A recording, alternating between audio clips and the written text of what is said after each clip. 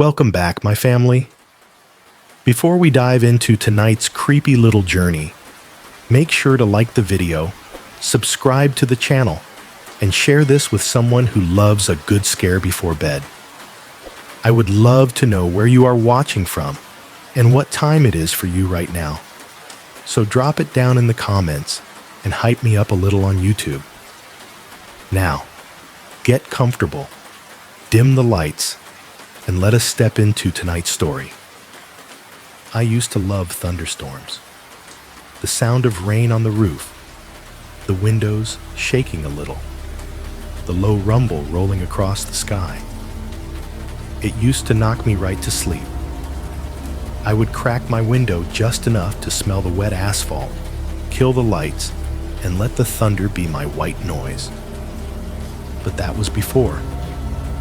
Before the night, a stranger used the storm to walk straight into my house while the power was out. I'm not talking about a ghost or a shadow in the corner of my eye.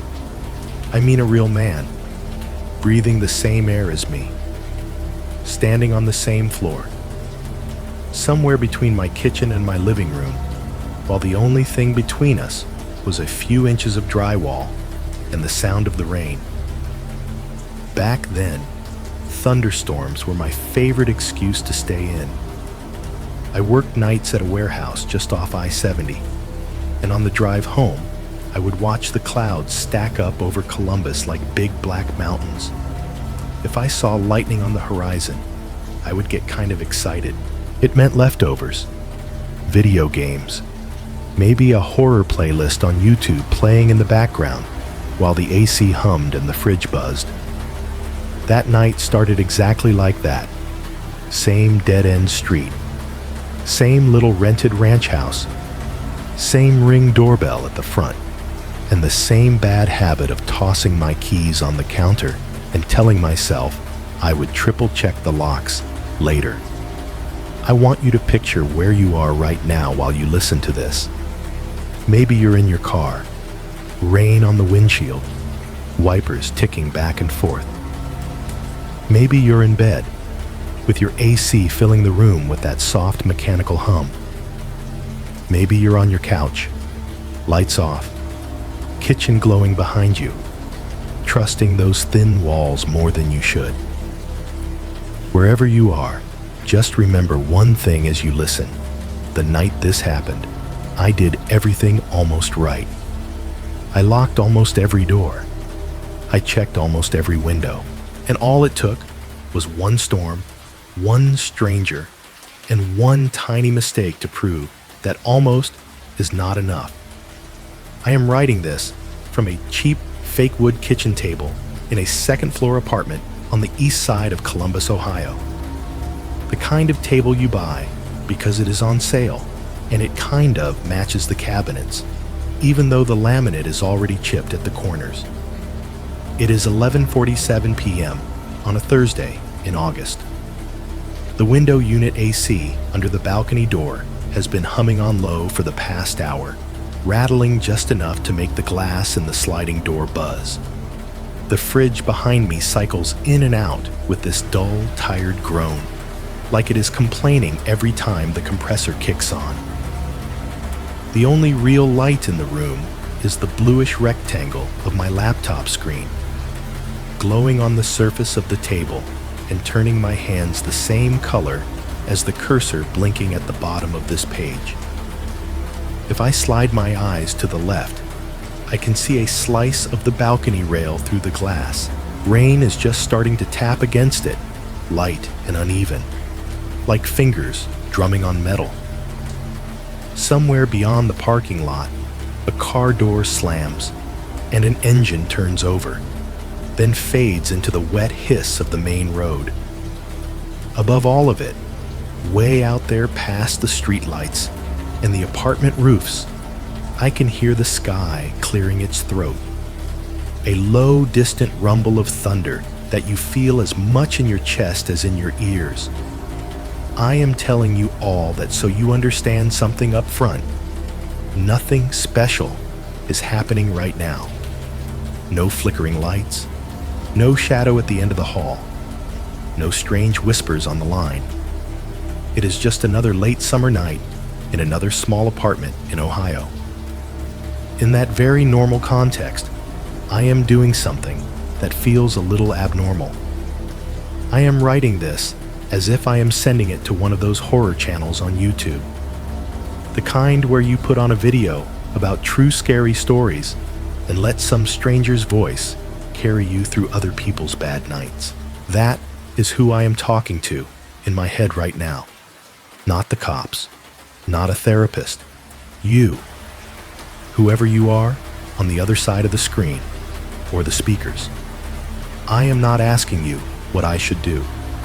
I am not asking if you think what happened to me was paranormal or psychological, or if there is some rational explanation I have not thought of yet. I just want there to be a record of this somewhere. That is it. A record that during one thunderstorm a couple of years ago, when I still lived alone in a single-story ranch house on a dead-end street off a little spur near I-70, something climbed inside the way I think about storms and locked itself there. Before that night, storms meant comfort. I worked nights back then, doing inventory in a warehouse off I-270. I would clock out around 11, drive home under a sky that looked like it had been spray-painted black, and feel this weird kind of peace when I saw flashes on the horizon. Other people white-knuckled the steering wheel when the rain starts to come down in sheets. Me? I would crack the window an inch so I could smell wet asphalt, let the wipers fight the water, and tell myself that as soon as I got home, I was not going anywhere until morning. My routine was simple. Heat up whatever leftovers I had in the fridge, kick off my boots by the front mat, boot up the console, slide on my headset, and sink into a match or a horror playlist while the rain beat the roof like static. I loved the way thunder rolled over the house, low and heavy, like somebody dragging furniture around somewhere up in the clouds. It made the little place feel smaller, tighter, almost cozy. The sound of the AC moving air through the vents, the fridge quietly buzzing, the occasional click of the power strip by the TV. All of it blended into this soft, mechanical lullaby underneath the storm. If you have ever fallen asleep to the sound of a box fan, you know what I mean. Noise can feel like a blanket. After that night, I learned there is another side to that. That blanket can also smother the sounds you actually need to hear. Now, when thunder shakes the glass, it does not feel like a ceiling anymore. It feels like cover, like a big hand holding down the world so something else can move around without anyone noticing. There is something else I want you to understand before I get to the part you think you clicked for. It is about sound. Every building has this strange, tiny moment that most people never notice. The moment where everything lines up and stops. In this apartment, it usually happens somewhere between midnight and 1. The AC finishes a cycle and shuts off with a soft clunk. The fridge happens to be between hums. The upstairs neighbor has finally turned off their TV. No one is doing laundry. No one is walking down the hall. Even the faint, constant buzz of my power strip under the table seems to vanish for just a heartbeat. For maybe 1 second. 2, if I am unlucky. The world inside these walls goes quiet. Not less noisy. Not sort of calm. I mean quiet in a way that makes your own breathing sound too loud. I did not used to notice that second. Now I feel it like a drop in an elevator. That is when I listen. Not because I want to, because I cannot help it. I listen for the wrong sound. Something that doesn't belong. Something under the storm, or behind it. When I lived in that ranch house off the little spur near I-70, it had its own version of that second. The central AC would shut off. The old fridge in the corner of the kitchen would pause between cycles. The TV would be on mute or off. The Ring doorbell chime in the hall would be silent. Even the faint hum you get from cheap overhead lights would give out for just a breath. 1 second. No machines. No appliances.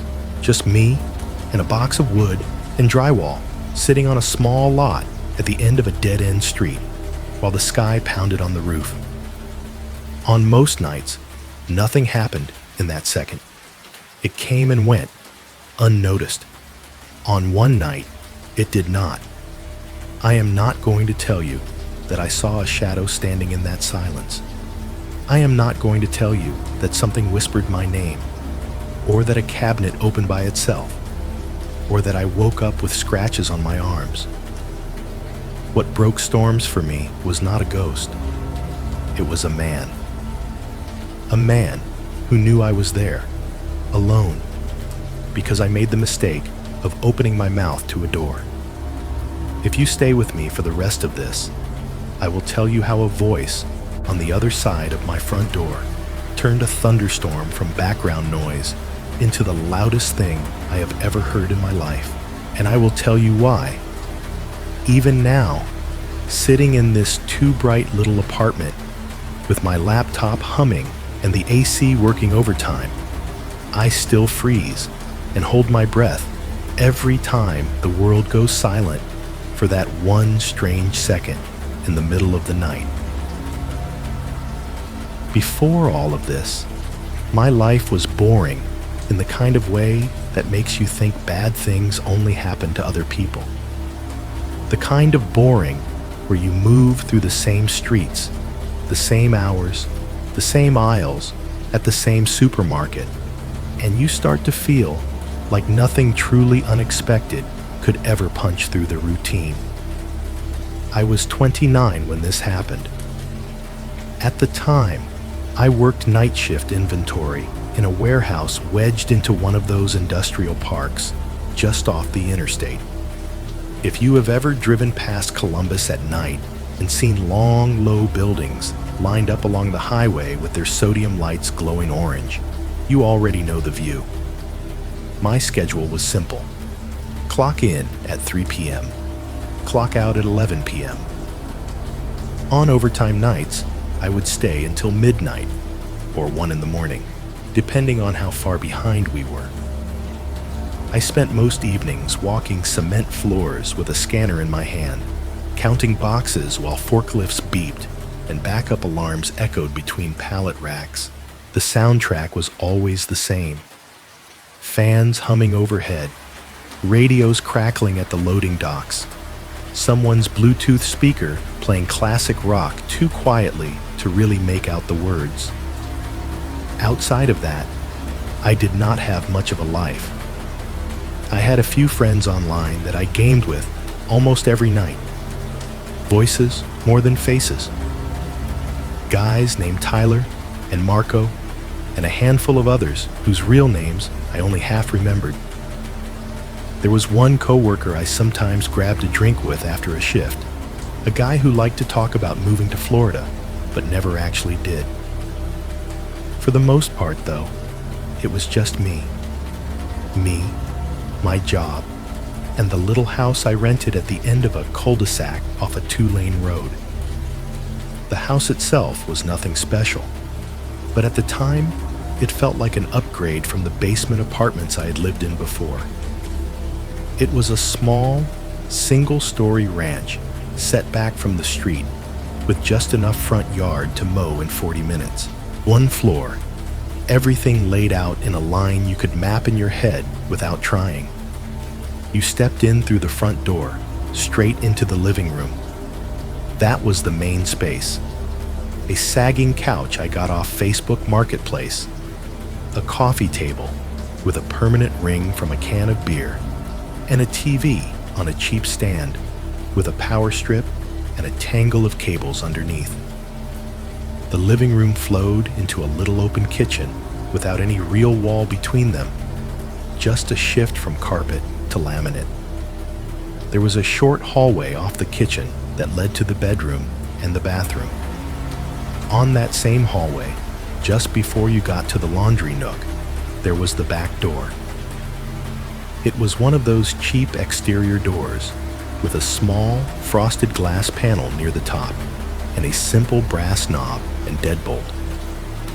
On the other side of it was my narrow driveway and a small detached garage, a lopsided box of wood and metal that smelled like oil, wet cardboard, and old summer heat.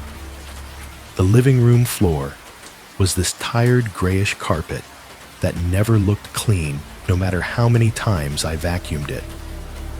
The hallway and kitchen were covered in laminate that clicked faintly under your feet if you walked barefoot.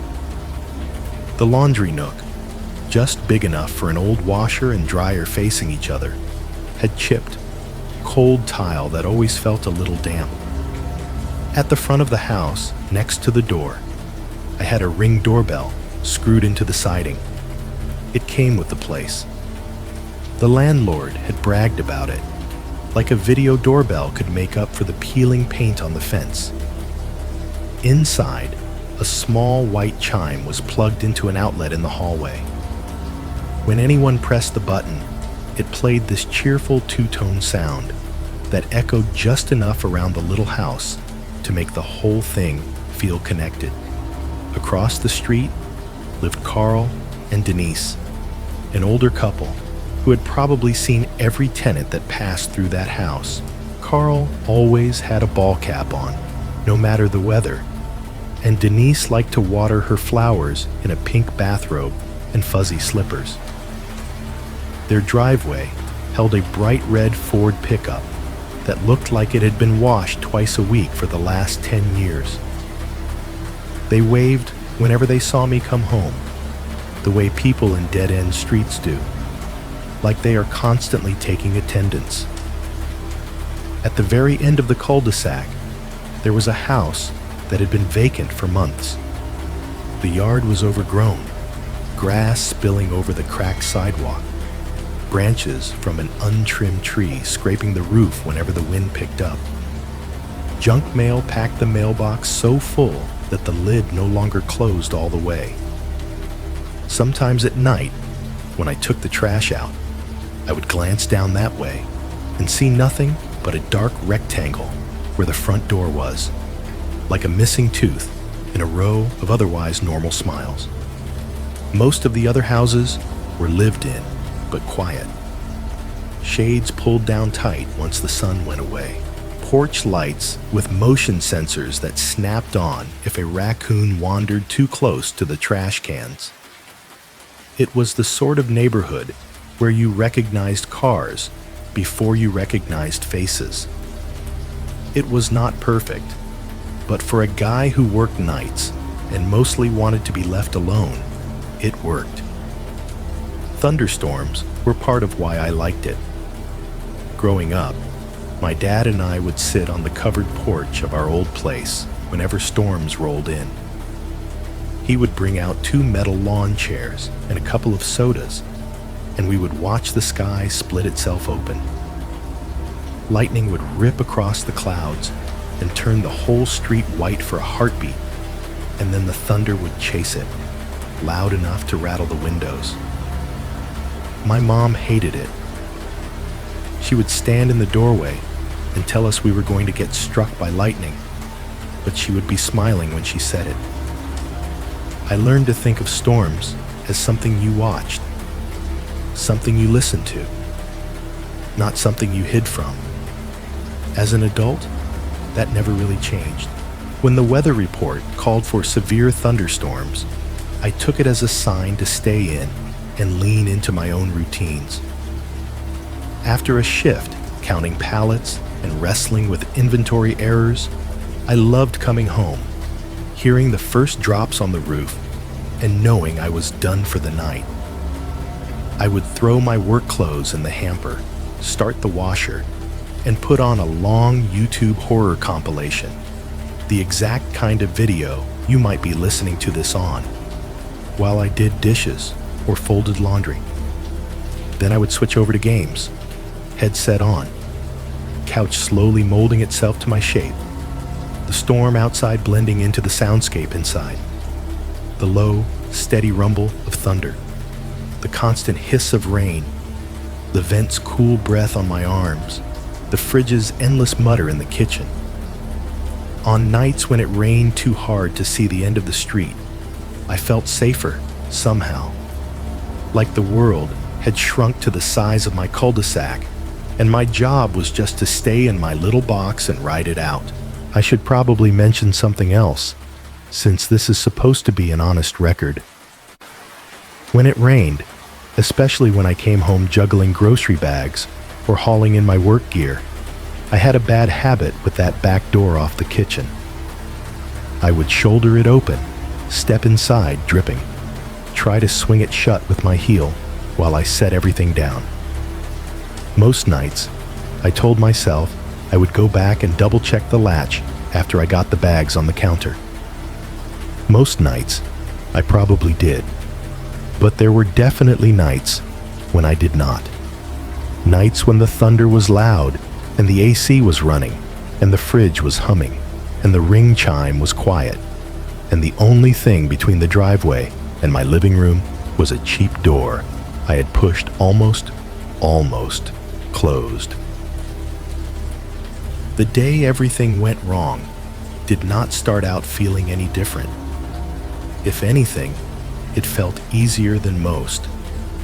By late afternoon, the warehouse was already buzzing about the weather.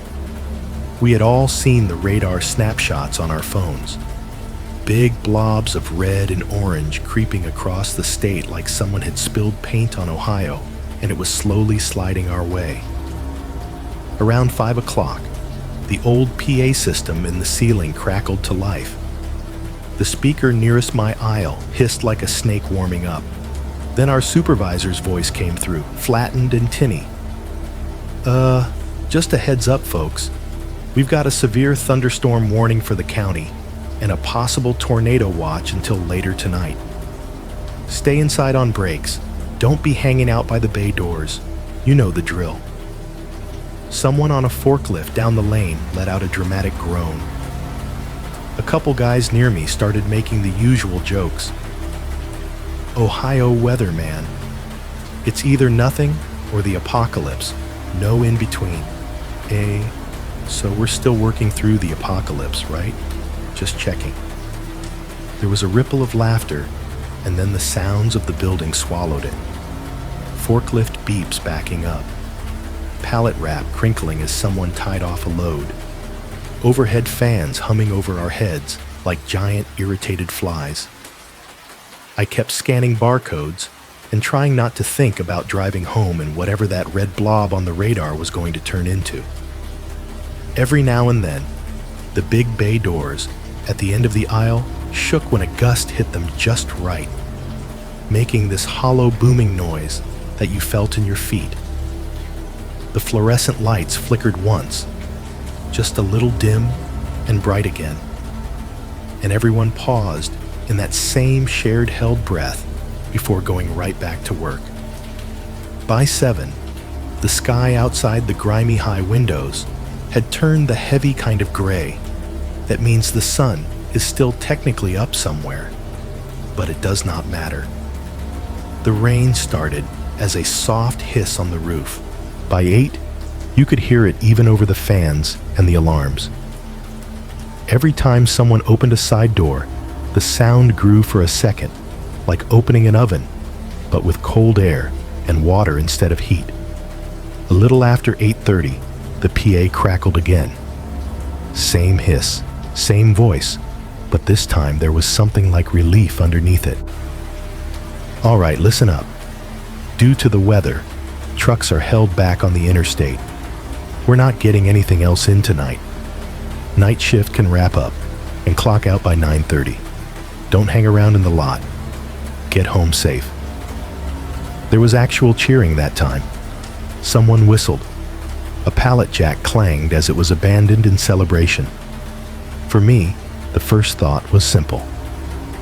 Home early. Storm night. Extra time to do nothing but sit on my couch and let the world beat itself to death outside while I played games and pretended it was not real. By 9:20, I had my scanner turned in and my locker open. I pulled on my hoodie, slung my work bag over my shoulder, and stepped out into the small employee lot at the side of the building. The sky was already working itself up. The rain came in slanting lines under the yellow parking lot lights, stinging my face as I jogged across the cracked asphalt toward my car. The wind had a bite to it, even in August. The kind that grabs at your clothes and makes you feel suddenly lighter on your feet, like you could be picked up a few inches without warning. Lightning stitched through the clouds over the interstate, and a few seconds later, the thunder rolled over the flat industrial park like a semi passing too close. Inside the car, the world shrank down again. I shut the door, and for a second there was just the drum of rain on the roof and the windshield, loud and messy and oddly comforting. I started the engine, and the dash lights flared bright in the dim cabin. The radio came on mid-song, some overplayed track I did not care about. I turned the volume down a little and sat there, letting the AC blow damp, cold air into my face. As I pulled out of the lot, the rain thickened. The wipers squeaked across the glass, fought back, then squeaked again. Headlights from other cars smeared into long white streaks, and the taillights glowed red and bloomed wider, like someone had smudged them with a thumb. I merged from the industrial park access road onto the main drag. On either side, the kind of places that looked the same in every city ticked past. Gas stations with ghostly fluorescent canopies, a strip mall with half its neon letters burned out, a chain pharmacy with its sign reflecting in puddles across the lot. As I was passing the second gas station, the music on the radio cut out mid-verse. It was replaced by that sharp, synthetic weather alert tone, the one that drills right through whatever you are doing and climbs into your spine. 3 long beeps, then a flat, disembodied voice, read off counties and warnings in a dead monotone. Severe thunderstorm warning remains in effect for Franklin County. Potential for damaging winds and large hail. Tornado watch in effect until... I turned the volume down even further, but the echo of that tone hung around in my head. Outside, the rain intensified, a hard, rattling barrage on the roof. The wipers could barely keep up. The farther I drove from the commercial strip, the darker it got. Street lights thinned out. The glare of big store signage faded in the rear view, replaced by clusters of smaller lights where residential streets branched off. Trees leaned into the road from either side, the branches tossing under the wind like they were trying to shake something off. My route home was muscle memory at that point. Off the main road, down a quieter 2-lane, past a church with a cracked white steeple, then into the side road that led toward my cul-de-sac. The houses there did not have the uniform look of a new development. More like someone had built them one at a time, each with its own slight personality. Porch lights glowed yellow in the rain, reflecting on wet driveways. As I turned onto my street, I noticed the car. It was just a shape at first, a dark sedan parked along the curb on the right side, about halfway down the block. No lights on, no one getting in or out, not even the dull red of brake lights fading. It is not illegal to park there, but people almost never did. The houses all had driveways, and residents liked to keep the street itself clear. For a split second, I felt a small automatic prickle at the back of my neck, the feeling you get when something is just barely out of place in a familiar picture. Then I told myself what anyone would tell themselves. Someone has a guest over. One of the families has too many cars to fit in the driveway. Maybe a neighbor's kid came home for the weekend with a new used car and parked on the street to show it off. The dark slab of it slid past my passenger window as I drove by. For half a heartbeat, I thought I saw the faintest glimmer of something at the front. Parking lights, maybe. But the rain made everything shimmer and double. The engine sounded like it might be idling, this low, steady vibration under the rain. But again, I did not trust my ears. The storm was throwing sound around in weird ways. My own driveway came up on the left. I turned in, tires hissing over water, and pulled up beside my small, shadowy garage. The house sat in front of me, squat and dark except for the glow of the porch light and the little blue ring around the doorbell button. When I killed the engine, the car ticked as it cooled. Small metal pops under the fading roar of the rain. For a moment, I just sat there, hands still on the wheel, watching the wipers stop mid-arc and listening to thunder roll through somewhere above the low roofs of the neighborhood. That was the last time I thought of that car as just another parked car. Later, when all of this was over and the officers were standing in my living room with water drying on their boots, one of them would flip open his notebook and ask me a very specific question about that night. He would say, "Do you remember if its parking lights were on or off when you got out of your own car?" And I would have to admit that I was not sure, only that by the time I truly started paying attention, it was already too late. When I think back to that night, there is a part of me that still wants to freeze it at the moment I walk through the back door. If I could keep it there, loop it forever, it would just be another shift, another storm, another lazy night where nothing truly bad happens.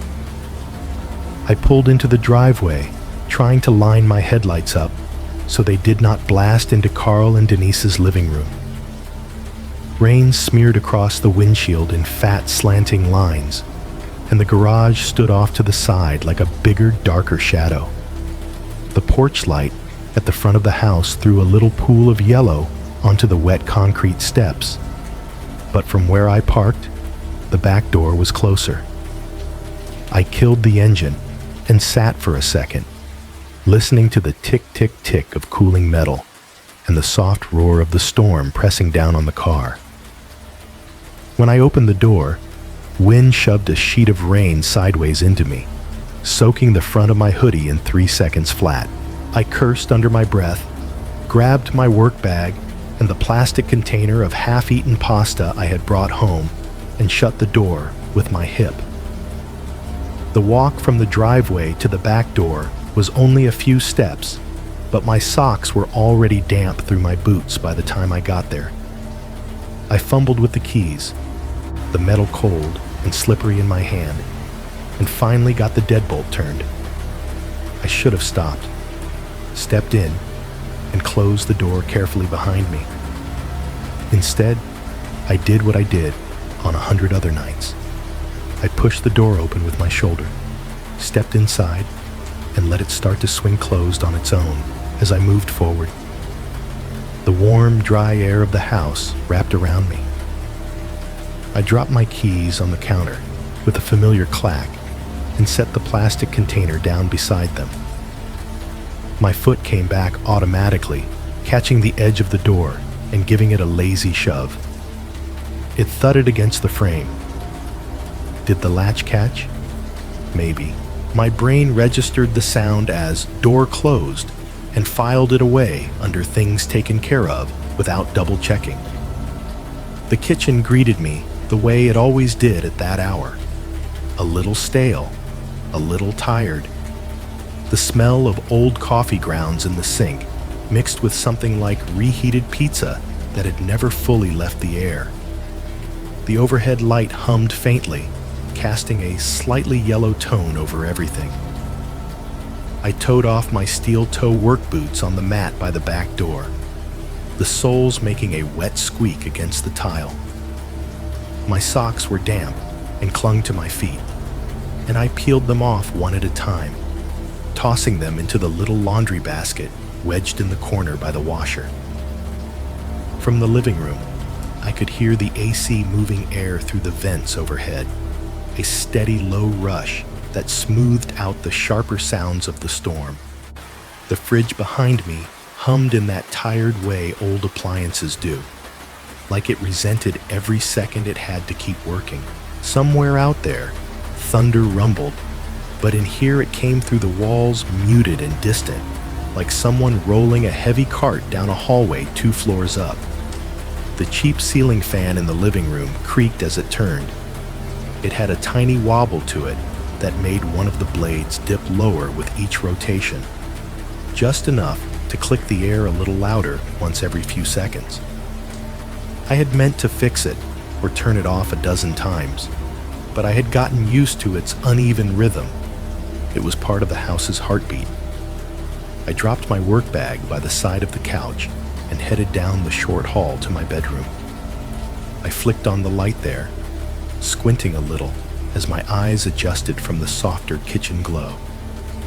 The room looked exactly as I had left it that morning. Unmade bed, hoodie thrown over the back of the chair, one dresser drawer half open because I never learned to close things properly. I stripped out of my work clothes, shaking dust and lint onto the carpet, and grabbed a pair of basketball shorts and an old faded hoodie from the dresser.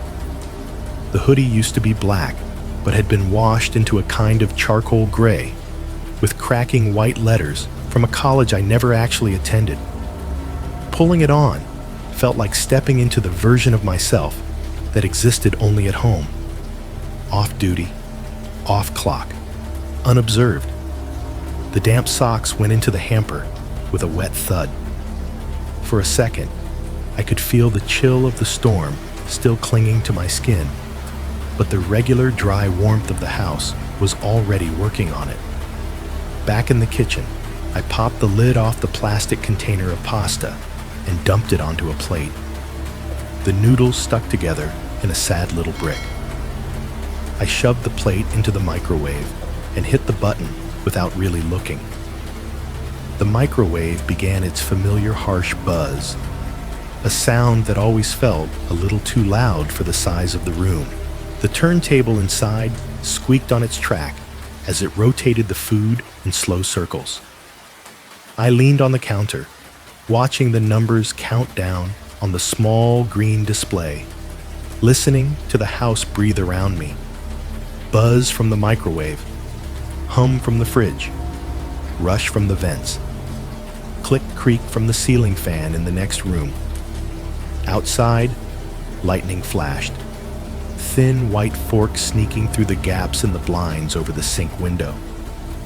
A second later, the thunder chased it, closer this time, sharp enough that the window glass gave a tiny, complaining rattle in its frame. For half a second, the kitchen light seemed to dim. Just a blink, really, like the house was rolling its eyes. Then it came back full strength, and the microwave kept grinding away like nothing had happened. "Nice try," I muttered at the ceiling. "If I drop mid-match, I'm blaming you." The microwave beeped 3 times, each sharp tone cutting across the other sounds. I cracked the door open, and a wave of hot, damp steam rushed out, smelling like tomato sauce and freezer burn. I grabbed the plate with my fingertips, shuffling it from one hand to the other as I carried it into the living room. The living room light was on, but I reached for the lamp beside the couch instead and clicked it on. The standing lamp had a softer shade, and it painted the room in a warmer, more forgiving glow. The TV sat dark on its stand, my console tucked beneath it, with its little power light off like a sleeping eye. I set the plate down on the coffee table and dropped onto the couch. The cushions sighed under me. They had molded to my weight over time so that I sank into the same groove every night. I picked up the controller, pressed the button, and waited for that quiet little beep and the whir of fans as the console woke up. The TV screen flashed blue, then showed the manufacturer's logo before resolving into the home menu. Habit took over. I opened the party chat and saw Tyler and Marco already online, their gamer tags glowing. I put on my headset, adjusting the cups around my ears until they sat just right, and their voices poured in mid-argument about something stupid, lag, or loadouts, or who owed who a rematch. "Finally," Tyler said. "Thought the storm took you out." "Not yet," I replied, balancing the plate of pasta on my knees. "If I drop mid-match, blame Ohio's power grid, not my skill." Marco snorted. "You don't need help blaming your skill, man." Outside, the storm answered with another flash. The slats of the blinds lit up white, then went dark. The thunder came quicker this time, a short, cracking boom that made the floor tremble faintly under my feet. Somewhere in the house, the central AC clicked as it kicked into a higher setting. Cool air pushed harder through the vents, changing its note a little. The ceiling fan above me wobbled and creaked, its chain swaying. The living room lights flickered once, just enough for Tyler to go, "Yo, what was that?" in my ear, and for me to glance up at the fixture. The light steadied. The TV remained solid. "Grid's drunk," I said, forcing a laugh. "Let's run one before it passes out." It was a normal night. A good night, even, by my old standards. Pizza, friends' voices in my ears, storm outside doing its thing, my house wrapped around me like a shell. If you paused it there, right at the moment I joined their lobby, fork in one hand and controller in the other, you would never guess how much damage I was about to do to myself with just 3 stupid words spoken at the wrong door. The match we dropped into was the kind that eats time without you noticing. Bright digital chaos on the screen. My squad sprinting down some fake ruined street. Explosions popping in the distance like fireworks. My headset wrapped the whole world down into 2 things: the game and my friends' voices. Tyler was doing what he always did, yelling call-outs like we were in an actual war, not sitting in dark rooms with snacks. Left side, he's pushing you, watch that corner." Marco was already complaining about lag, every other sentence ending in a curse. "Bro, I swear, this server's trash. I'm shooting ghosts out here." Gunshots rattled in my ears.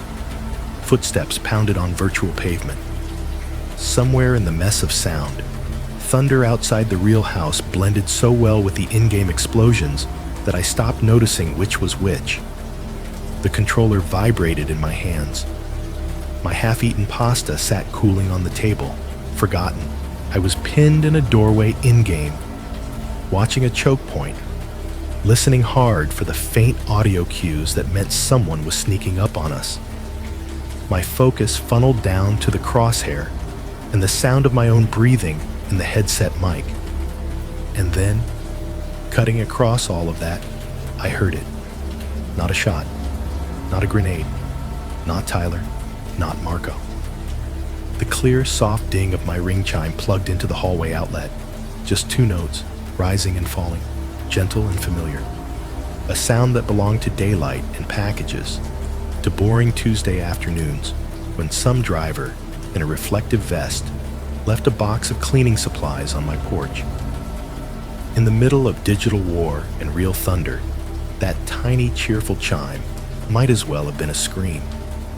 For a second, nothing in my body moved.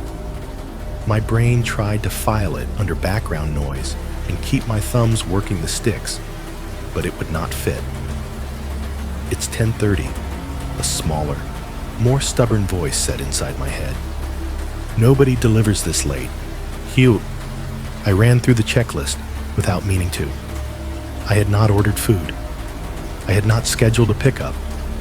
I was not expecting anyone. My stomach tightened in this small, mean way, like it wanted to fold in on itself. I could still hear the afterimage of the chime in my head, those two notes hanging there. Yo, push right with me, Tyler shouted in my ear. Come on, come on. I'm here, I muttered, but my eyes were already flicking away from the screen toward the dark rectangle of the hallway. Rational brain stepped in, trying to smooth the edges. Carl and Denise, maybe. They might need something.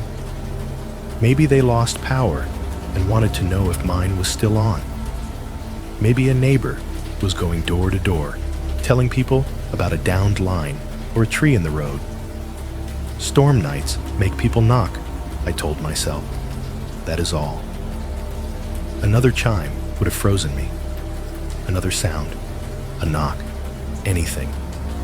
But the house went right back to its previous soundtrack. Game noise, AC, storm. I think someone's at my door, I said into the mic. Marco groaned. Here we go. Man's about to DC. Bro, don't you dare drop mid-match, Tyler said. You better not leave me with this lag. Their voices and the gunfire felt suddenly far away, like I was hearing them through a tunnel. I'm just muting a sec, I told them. Keep going. I thumbed the mute button on my headset.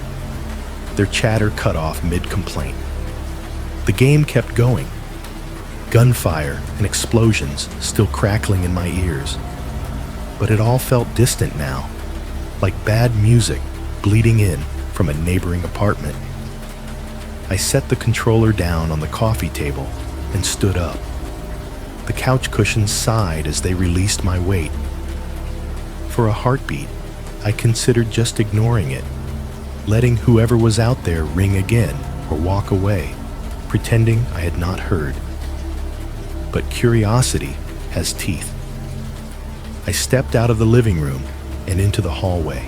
The sound of the game dulled behind me with every step, swallowed by the soft, deeper sounds of the house. The difference hit me in layers.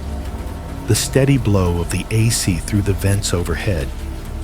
The distant hum of the fridge back in the kitchen. The rain pattering on the roof and against the front windows. Softer here than in the car, but still insistent. The hallway was a narrow, slightly darker tunnel of beige walls and framed photos I barely looked at anymore. The small white chime unit was plugged halfway down on the left, its little LED dark. It looked innocent, useless. I walked past it and stopped a couple of feet from the front door. The door was solid wood with a peephole at eye level. Beyond it, I knew, was the small covered porch. 2 concrete steps, and then the front yard sloping down to the street. The porch light glowed through the thin line at the bottom of the door, cutting a narrow strip of pale yellow across the entryway floor. I did not touch the doorknob, not yet. I just stood there, breathing a little harder than I wanted to admit, listening. The storm filled the silence on the other side, rain hitting the steps, wind pushing at something plastic in the yard, the occasional low roll of thunder further off. I thought I heard, once, the faint hiss of tires on wet asphalt as a car moved through the neighborhood, but it faded quickly. No footsteps, no knocking, no second chime. For a moment, I thought about pulling my phone out of my hoodie pocket, opening the Ring app, and checking the live view. That is what the commercials show you doing. Tap. Instant clarity. I actually had the phone halfway out before I noticed the router light through the doorway to the living room. It was blinking a dull, angry red. The Wi-Fi had been struggling all night with the storm, dropping in tiny hiccups that we joked about as Ohio servers. The ring had already gone offline once or twice in the last month, whenever there was lightning nearby. I pictured myself standing there with the app spinning, spinning, spinning, giving me nothing but a buffering circle while someone was right on the other side of the wood. The thought made my skin crawl. There was a version of the story where I turned around and went back to the couch, told myself it was a false chime, a glitch, whatever. That is not the version I am living in. Instead of staying quiet, instead of pretending I was not home, I opened my stupid mouth. I swallowed, looked at the door like it could look back, and said, "Yeah? Who is it?" My voice sounded different in the narrow entryway. It bounced off the walls and came back to me a little warped, a little unsure, like I was hearing someone else speak. For a split second after the words left my mouth, I wanted to reach out and grab them, shove them back in. The moment they hit the wood, I felt it. The raw, exposed vulnerability of that simple sentence hanging there between me and whoever stood inches away on the other side. Out on the porch, the rain kept falling. Thunder grumbled, closer now. Water dripped steadily from the gutter onto the concrete steps. Inside, in that brief pause after my question, it was quiet enough in the little house that I could hear my own pulse in my ears. I did not know it yet, but those 4 words were the most dangerous thing I did all night. There was a beat of silence after my words, just long enough for me to start hoping no one was actually there. Then he answered. The voice was right on the other side of the wood, not shouting, not muffled by distance, like he was standing with his mouth a foot from the door. "Hey man," he said, easy, almost friendly. "My car died out here. I just need to use your phone real quick." If you have ever had a moment where your body reacts before your brain can spin a story around it, you know the feeling I had then. Something in me tightened, hard, like a knot pulling itself tight in my stomach and chest. It was the way he said, "Hey man." It was too casual, too familiar. Like we were already on the same level. Like we were co-workers or buddies, not a stranger, and a guy standing in his house in bare feet. There was no "sir," no slight polite distance, just, "Hey man, my car died out here." Every word felt like it had been picked from a script people used for decades, back when that line made sense. Back before everyone and their grandmother had a phone in their pocket. Behind the door, behind my ribs, my heart was beating hard enough that I could hear it in my ears. In the space it took him to finish that sentence, my brain tried to play catch-up. Everyone has a cell phone now. If his car died, why not call from there? Why pick my house on a dead-end street instead of one closer to the main road with better lighting and more traffic? Also, why my front door when there were 3 other houses closer to the mouth of the cul-de-sac that he would have passed first? I thought about news stories I half remembered, headlines about people forced into houses at gunpoint because they opened the door for someone just needing to use the phone. Stories where the quotes always sounded so reasonable afterward. He was saying all the right things on paper, but something under the words was wrong. I did not respond. I stood there in the entryway, a couple of feet back from the door, hands hanging useless at my sides, and I did not say anything.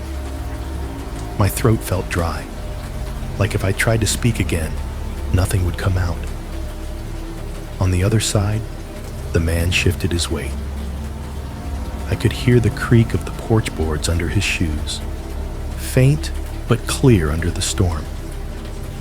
Rain was pounding on the concrete steps and drumming on the overhang above him, a steady roar that should have swallowed his voice, but it did not. A few seconds stretched. It could have been 3, could have been 10. My whole focus narrowed to the thickness of the door between us, the grain of the wood, the little strip of light at the bottom. "Hello?" he said. The tone had changed. Not angry, just flatter, less friendly. "I know you're there, man. I heard you." That line slid straight under my skin and hooked into something soft. I heard you. It was true, of course. He had heard me. I had answered him. I had put my voice out there like bait on a string. But hearing him say it out loud like that, calm and plain, made the hallway tilt under me. He was not knocking to find out if anyone was home. He had knocked because he already assumed someone was. "I heard you." The words pinched shut around that one, forming a little knot that has never really untied. My first instinct was to fill the silence with something, anything. "Sorry, I can't help. I already called someone for you. I'm on the phone with the police." I opened my mouth and nothing came out. My own heartbeat was too loud, rushing in my ears like the storm. He did not try the handle. He did not pound on the wood. He did not beg or threaten or wheedle. Instead, a second later, the doorbell rang again. That same soft, pleasant two-tone chime from the hallway unit behind me. Its little song floated through the entryway, too cheerful for the weight in my chest. It felt obscene, like clown music at a funeral. I stared at the door as if I could see through it. The storm filled in the edges, rain hitting the porch roof, splashing in gutters, the distant growl of thunder rolling over the neighborhood.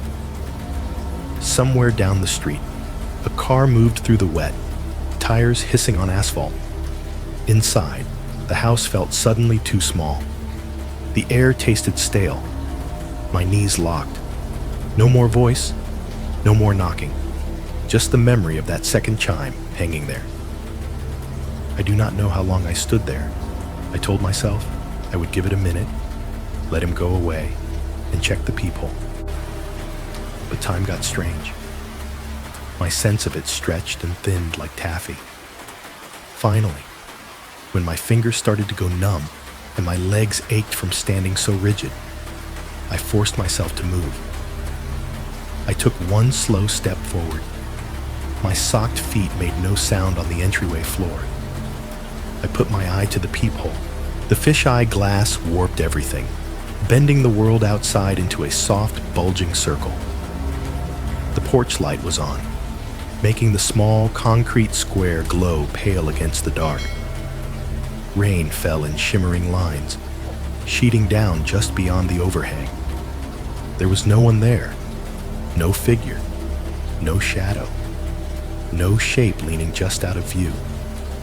Just the empty steps and the hazy suggestion of the front yard beyond, blurred by water and the curve of the lens. I held my eye there until it hurt, and the circle started to pulse with my own heartbeat. Still nothing. I let out a breath I had been holding so long it trembled on the way out. The high in my chest dropped half an inch. Maybe he had left. Maybe he was exactly what he said he was. Some guy with a dead car who decided to move on when no one answered properly. The thought did not convince my body, but it gave my brain something to grip. I stepped back from the door, wiped my hand down the front of my hoodie without realizing I had been clenching it into a fist. The living room lights spilled soft yellow down the hall, and the muffled sounds of the game bled through. Gunfire, footsteps, Tyler's voice cutting in and out in my headset lying on the couch. I walked back toward that familiar noise like I was crawling out of deep water. By the time I picked up the controller and slid the headset over my ears again. My friends were mid-match. "Dude, where'd you go?" Tyler demanded as soon as I unmuted. "We're getting wrecked out here." Yeah, Marco chimed in. "He probably went to microwave more pasta." I sank into the couch and forced a shaky laugh. "Some guy just rang my bell," I said. "Said his car died out front. Wanted to use my phone." There was a pause on the line. Then Tyler swore, the kind of sharp, simple curse that comes from the gut. "Yeah, don't be dumb," he said. "Do not open that door. Ever heard of literally any true crime podcast?" Marco tried to turn it into a joke. "Next video we listen to is going to be about you if you start letting strangers in during a storm, bro." I told them I had not opened it, that I had said something and then waited, and the guy seemed to have left. The sound of their voices, their irritation and half-serious concern smoothed me out a little. The controller felt normal in my hands again. The game gave me something else to look at, something else to react to. But some part of my attention stayed hooked on the door, on the sound of that chime ringing twice. A little later, 15 minutes, maybe 20, during a lull between matches, I did what anyone would do with a video doorbell and a bad feeling. I pulled out my phone, opened the Ring app, and went to the history. If you have one of those things, you know the screen. I mean, a list of motion events and rings, little thumbnails showing people leaving packages, neighbors walking dogs, me coming and going. I scrolled down to the most recent entry. There should have been a clip labeled Ring at the exact time I heard the chime. Instead, there was a red banner across the top of the app. No video, device offline since 10:31 p.m. The timeline under it was empty. A flat line where my paranoia wanted a little rectangle with a stranger's face on it. I blinked at the error message, frowning. 10:31 p.m. My mind snapped back to the moment earlier when the kitchen light dimmed and the storm growled over the house hard enough to make the windows quiver. It was right around then, I realized, that the Ring must have dropped off the network. No power to the chime, no Wi-Fi connection. And yet, I had heard it. Twice. No recording, no thumbnail, no pixelated stranger standing on my porch under the yellow light. Nothing to prove that anyone had been there at all, except the way my heart still sped up when I replayed his voice in my head. "Hey man, my car died out here. I know you're there, man. I heard you." The game loaded another map in front of me. Tyler's voice filled my ears with plans for the next round. Marco groaning about ping. The storm outside kept beating against the house. And somewhere between all of that noise, I realized how easy it is for something to slip into your life in the spaces your cameras and your common sense do not quite cover. For a little while, after I checked the app and saw that red device offline message, I did what people always do when they feel something they cannot explain. I buried it under noise. We dropped into another match. Tyler was still amped up, swearing at random players. Marco found a new reason to complain about his ping. I told myself, very firmly, that I was being dramatic. The storm was messing with the Wi-Fi. The Ring going down at the same time as the kitchen light flicker was just bad timing. The man at the door? He had probably gotten back into whatever car he was talking about and left. I kept saying those things in my head until the words went dull and thin. In the game, we were pushing up some narrow alley. Digital footsteps thudded in my ears. My thumb tapped the stick. My trigger finger flexed, muscle memory doing its job. The storm outside had become a kind of background roar. I barely registered the flashes through the blinds anymore. They might as well have been part of the graphics on screen. I was just starting to forget about the door, about the voice, about the way he said, "I heard you," when the storm decided it was done playing around. There was a flash. If you have ever been close to lightning, you know the kind I mean. Not a distant flickering glow. This was a white-hot sheet of light that burned through the blinds and lit the whole living room up for a split second, turning every object into a sharp, overexposed cutout. In that same instant, thunder hit. There was no polite delay, no counting 1, 2, 3 in your head. Just light. Then a crack so loud it felt like someone had dropped something massive directly onto the roof of the house. The walls seemed to flex with it. My chest did too. And then everything died. The TV went black mid-frame. 1 second, I was staring down a digital sight. The next, I was looking at my own faint reflection on a dark glass rectangle.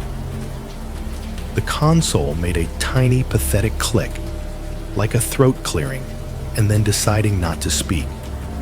The small power light winked out. The controller in my hands stopped vibrating and went limp. Overhead, the steady rush of the AC cut off with a hollow thunk, leaving a weird, pressureless feeling in the room. The ceiling fan above me slowed, its creaking rhythm tapering off as the blades turned lazily, then stopped. Even the hum of the power strip under the TV stand vanished. For a fraction of a second, it was as if someone had hit mute on the entire house. The only sound that persisted, cutting clean through the sudden vacuum, was the storm. Rain hammered the roof with twice the force I had noticed a minute before. It hit the siding in sheets and bounced off the concrete outside in messy splashes. Wind shoved at the windows, hard enough to make a few of them give a little, the glass squeaking slightly in their frames. In the distance, far past my own street, I thought I heard sirens. Thin, rising notes, weaving in and out between the crashes of thunder. It was hard to tell if they were real, or if the storm was just making up its own song. "Shit," I said quietly into the dark. The word sounded smaller without the TV noise to carry it. It fell flat against the walls and dropped, like the air was too thick to hold it. My hands tightened around the useless controller before I realized I was still holding it.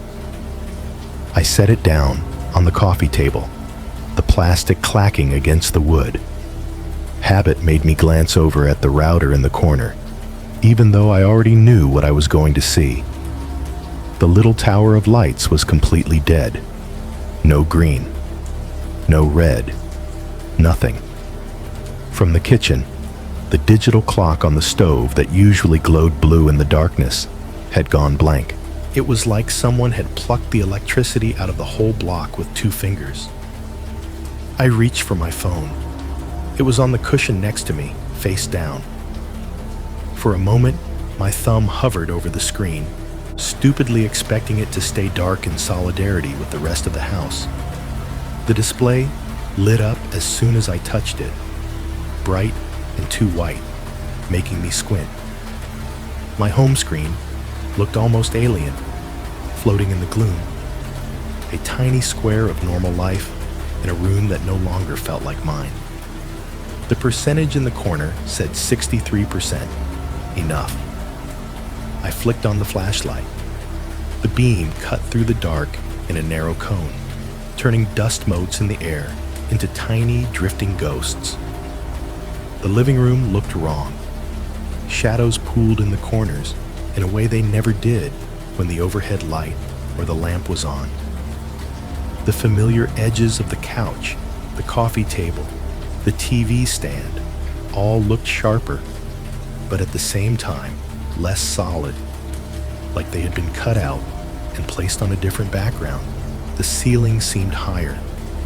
The hallway seemed longer and narrower, the darkness at its end heavier. The vanilla smell from the candle I had not yet lit, that I would later light, was not there yet. Instead, there was the faint odor of warm electronics cooling down, the ghost of reheated pasta, and the dampness the storm pressed into the walls. Another gust of wind hit the side of the house. The front windows creaked again, a tired, complaining sound. Rain pelted the glass and siding in uneven bursts. Somewhere far off, a siren wound up and then down, like someone drawing a line in the air and erasing it. I stood up slowly, phone in hand, trying to let the part of me that understood electricity get a word in before the part that remembered the voice of the door took over. Power outages are normal in storms. Lines come down, transformers blow, grids get overloaded. I told myself that out loud. Not in so many words, but in a mutter that amounted to the same thing. This happens, I said to nobody. Storm, that's all. The rational voice in my head grabbed onto that and ran with it. Okay, the power's out. So what? You have your phone. You have data, at least for a little while. You have candles in the kitchen drawer, next to the spare batteries and the takeout menus. People make this into a game all the time. Camping night at home. I pictured it like a little plan written on a whiteboard. Grab candle. Light it. Turn the storm into background ambiance. Play something dumb on my phone until the lights came back.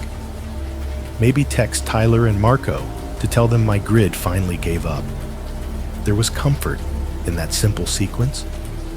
It made the dark feel less like an enemy and more like a problem with steps you could work through. For a few seconds, I let myself believe that was all this was. I swept the flashlight beam around the room one more time. The couch was still a couch. The TV was still a TV. The window blinds were still just plastic slats, trembling slightly when the wind came hard enough. No faces in the glass, no figures in the reflection. Just me and my empty living room, and a storm that had gotten a little louder. The house creaked as it settled under another gust. Somewhere in the kitchen, a spoon in the sink shifted with a tiny clink, like something had nudged it. I told myself it was the vibration from the thunder. I tightened my grip on the phone, took a breath that still felt fairly normal, and started toward the kitchen drawer, where I kept the matches and the candle I always joked I only owned in case the power company decided to play games. In another story, maybe that is where it would have ended. Me in a dark house with a candle, scrolling my phone, waiting for the lights to flick back on. In this one, the power going out did not make the house empty. It just made it easier for other sounds to be heard. The beam from my phone felt almost too bright as I moved through the living room, like it was exposing more than it was supposed to. Every familiar object looked just slightly wrong in the moving cone of light. The couch, the TV stand, the pile of shoes by the door, like props on an empty stage after everyone has gone home. The short hallway connecting the living room to the kitchen yawned ahead of me, darker than it ever seemed with the power on. I stepped into it, my bare feet whispering over the laminate. On the right was the little laundry nook, just a recessed space big enough for the old washer and dryer to face each other with a shelf squeezed in above them. The washer's lid was closed. A roll of paper towels sat crooked on the shelf, and a half-empty bottle of detergent leaned against a box of dryer sheets. In the flashlight beam, the metal tops of the machines shone dully. their edges too sharp, the shadows underneath them too black. Past the laundry nook was the door to the detached garage. It was a plain, hollow-core interior door with a simple lock and knob. I could see a thin line of darker shadow beneath it where the garage began, the gap just big enough for a draft to sneak under if the weather was bad. Tonight, the air at my ankles felt cooler as I passed, like the garage was a mouth breathing out. On the left, opposite the garage door, was the back door, the one I had shouldered open coming in, the one I had half-kicked shut without thinking. Its outline loomed at the end of that side of the hall, a tall, narrow rectangle in the dark with the faint suggestion of the small, frosted glass panel near the top. I did not go to it yet.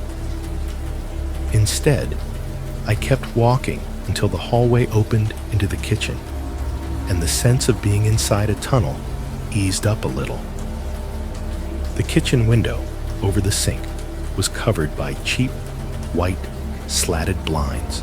I had never bothered to upgrade them. They came with the house, and like a lot of things there, they were good enough as long as you did not expect much. I angled my phone so the light fell away from the window, not onto it. I did not want to see my own face staring back at me, washed out and distorted in the glass. I wanted to see what was outside. Through the gaps between the slats, I could make out the weakest suggestion of the world beyond. The driveway was a darker strip against the slightly lighter lawn, the wet asphalt turning what little ambient light there was into a vague gloss. The neighboring roofs rose up as deformed triangles against the low, churning sky. The storm turned everything into silhouettes and smears. For a moment, nothing moved. Then lightning flashed again, closer this time. The world outside the window blew open like a negative in a dark room. In that flicker, the driveway snapped into sharp detail. The wet sheen, the small puddles forming in the dips, the darker rectangle of my car parked closest to the garage. The wooden fence along the property line stood out, every soaked board distinct. The side wall of Carl and Denise's house across the way showed plain as day, raindrops bouncing off their own driveway. No figures, no shapes, just rain, fences, roofs. The thunder that followed rolled over the house almost instantly, a deep rolling blast that made the cabinets around me rattle faintly. The blinds clicked against the window as the wind shoved at the glass. I realized I was holding my breath and let it out slowly. For years, one of the reasons I liked this place was the way it sat on the lot. My bedroom window faced the quiet street, where porch lights and the occasional passing car made the night feel watched, but not invasive. The back of the house, the part I was standing in now, faced a more private strip, driveway, garage, than the backs of other houses whose windows did not look directly into mine. I had always told myself that was safer. No one looking in at me. Less chance of being stared at from the sidewalk. Standing there with the power out, with only my phone and the storm for company, that logic flipped on its head. The front, with its streetlight glow and sight lines from neighbors' windows, suddenly seemed like the part of the house that belonged to the world, a stage under observation. The back felt like a blind spot, a pocket tucked just far enough away from casual eyes that anything could move through it without being seen. The thought slid into my head uninvited. If somebody wanted to walk up along my driveway right now, between my car and the sidewall, they could stand under this very window, and no one but me would know, if I even noticed. Something tapped the siding to my left. It was small, but sharp. A quick, hollow knock about knee height on the outside wall, like the house had been flicked with 2 fingers. I jumped, the flashlight beam lurching up to paint the ceiling in white. It came again a moment later, slightly higher this time. A thin, dry-sounding contact in the middle of all that water. Not rhythmic, not constant. Just offbeat. Tap. Pause. Tap, tap. I swallowed and edged closer to the window, the light now pointed down at the counter instead of out. Loose branch, I told myself. There was an old tree near the property line, and I had heard those branches scrape the roof when the wind hit them right. It made sense that something might be swinging and brushing the siding now. The storm was easily strong enough to knock all kinds of debris around. The problem was, I did not remember any branch ever being that close to this part of the wall. Tap. This time, it sounded a little farther away, like whatever it was had shifted with the wind. Branch, I said under my breath, giving the word a little more force than it needed. Loose siding, anything. Rain drummed overhead in waves. The wind threaded itself around the corners of the house and made this low moaning sound somewhere near the eaves, the kind of hollow whistle you hear in badly sealed windows and under old doors. It seemed to come from everywhere and nowhere at once. I broke eye contact with the blinds and turned toward the drawers by the stove. The light followed, catching on the metal handles, the pale laminate countertop, the scattering of crumbs I had not gotten around to wiping up. My hand was trembling, just enough that I noticed it when I reached for the handle. 3rd drawer down. That is where I kept things that did not really have a home. Takeout menus, rubber bands, a dead pen or 2, and the candle. The drawer rasped open. Inside, my fingers found the small, round glass jar by touch alone. When I brought it out, the label caught the flashlight. Vanilla bean, in curly letters. A picture of something that probably used to be a flower. It was a cheap candle from the clearance aisle at Walmart. I had bought it half as a joke, telling myself that if the power ever went out, at least my impending claustrophobic meltdown would smell like dessert. Now, holding it, the joke did not feel all that funny. I set the candle on the counter, clicked the drawer shut with my hip, and reached up to the cabinet where I kept matches and batteries. The small box of matches slid into my palm. It rattled softly, a dry, papery sound that somehow cut through the muffled roar of the storm. The first strike skidded without catching. The second flared to life with a hiss, sulfur stinging my nose. I cupped the tiny flame with my hand and lowered it to the blackened wick. For a moment, nothing happened. Then the wick drank the fire and bloomed. Warm yellow light spilled out over the counter, softer and wider than the phone's harsh white beam. The shadows in the corners drew back a little, but grew deeper where they retreated to, sharpening into long stretched shapes that ran down the hallway and into the living room. The candle flame swayed and jittered in the moving air, painting everything in slow, nervous motion. The smell hit a second later, sweet vanilla with a chalky, artificial edge. It pushed against the cooler sense of damp wall and old detergent from the laundry nook, an almost comical layer of bakery sweetness over storm rot. I clicked off the phone flashlight. The room shrank again, the edges rounding slightly under the candle's flicker. The storm outside roared on, unaffected. Persistent rain on the roof, harder now. Wind moaning through some unseen gap in the structure. That occasional, irregular tap-tap along the back siding, as if the house itself was being tested by an unseen finger. I stood between the window and the candle, feeling the draft slide past my bare legs. The flame leaned toward the hallway, then corrected itself.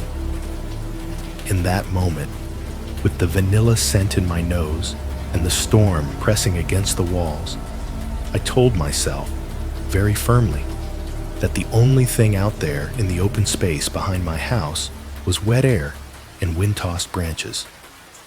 And I decided not to walk the extra 6 steps down the hall to confirm whether or not the back door, the one I had shoved with my foot and never really checked, was actually latched. I told myself I was not going to be one of those people who stands in their own kitchen staring out a window until they spook themselves. I left the candle burning on the counter, its little circle of light pulsing gently against the cabinets, and walked back down the short hallway toward the living room. Without the overhead lights, the house felt narrower. Nothing but that strip of flickering yellow behind me and the storm outside to define the space. The living room looked softer in the candle spill from the kitchen.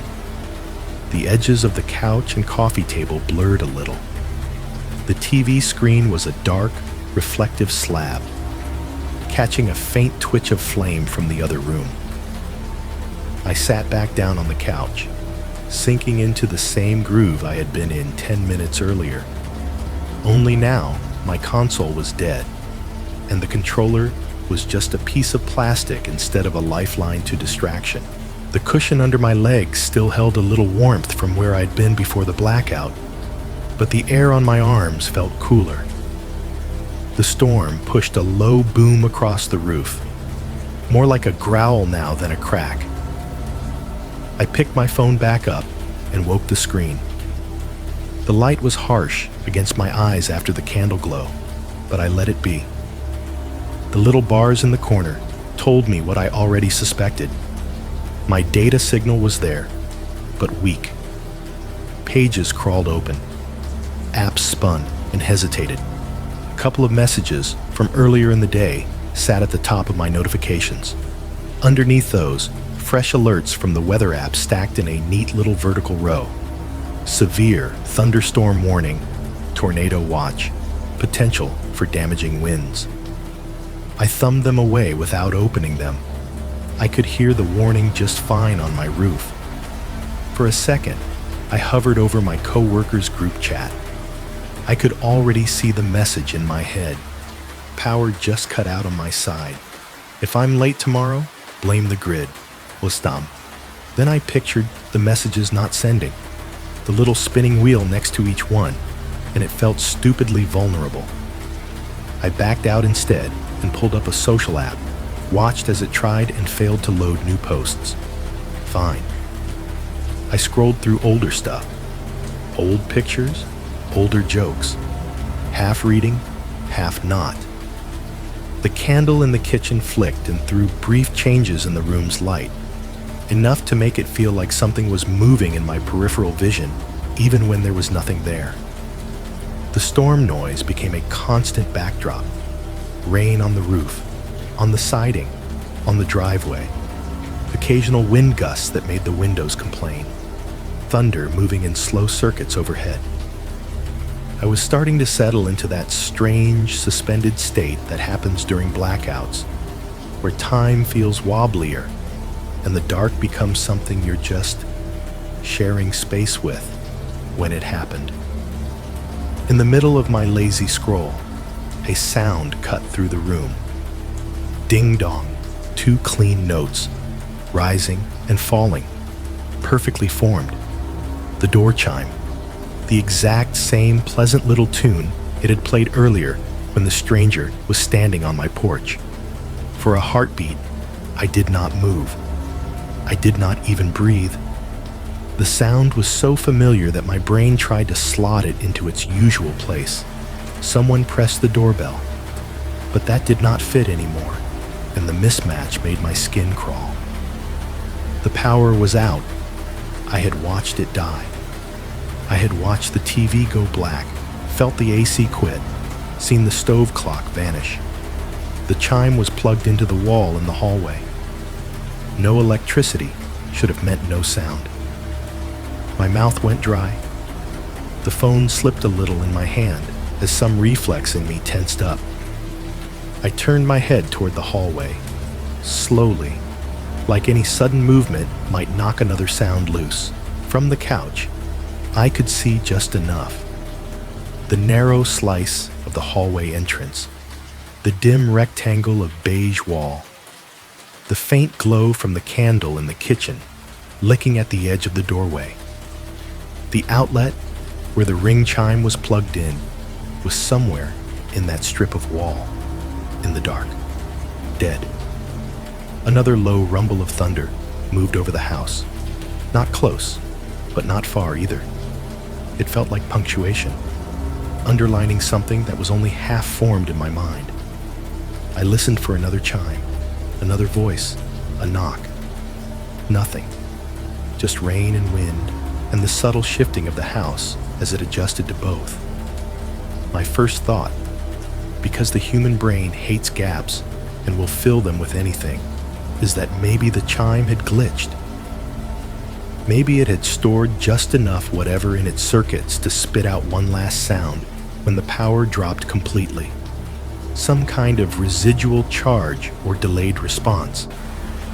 Like an echo, I told myself. Like lag. The explanation felt flimsy, even as I formed it. For one thing, the power had not just gone out. It had been off for several minutes, long enough for me to stand in my living room, swear, check my phone, walk through the house, light a candle, stand at the window, tell myself lies about branches. Why would it wait until now to cough up a leftover chime? And if it was going to glitch, why would the tone be so perfect? No warble, no cutoff, just two crisp, friendly notes in a room that had no business sounding friendly. I lifted the phone a little, the screen light reflecting faintly on the ceiling. My thumb, moving almost on its own, tapped on the Ring app again. The same red banner greeted me. Device offline. No new events. No fresh motion alerts. Just a flat timeline with nothing where that sound should have been. The hair on my arm stood up, prickling in the warm, still air. I put the phone down on my thigh and just sat there, listening to my own breathing. The candle popped once in the kitchen, wax shifting, the flame twitching taller and then shrinking. Far away, thunder rolled again, this time with just enough delay after a flash of light through the blinds that I could feel the distance between them. Flash. 1, 2, 3. Boom. At least that made sense. Light first, then sound. The chime did not make sense. I tried to tell myself that maybe the sound had not come from the chime at all. Maybe it was something from outside that, by sheer coincidence, happened to mimic those notes. A car alarm, or a piece of someone's ringtone sliding in through the storm. But I had lived with that specific tone for months.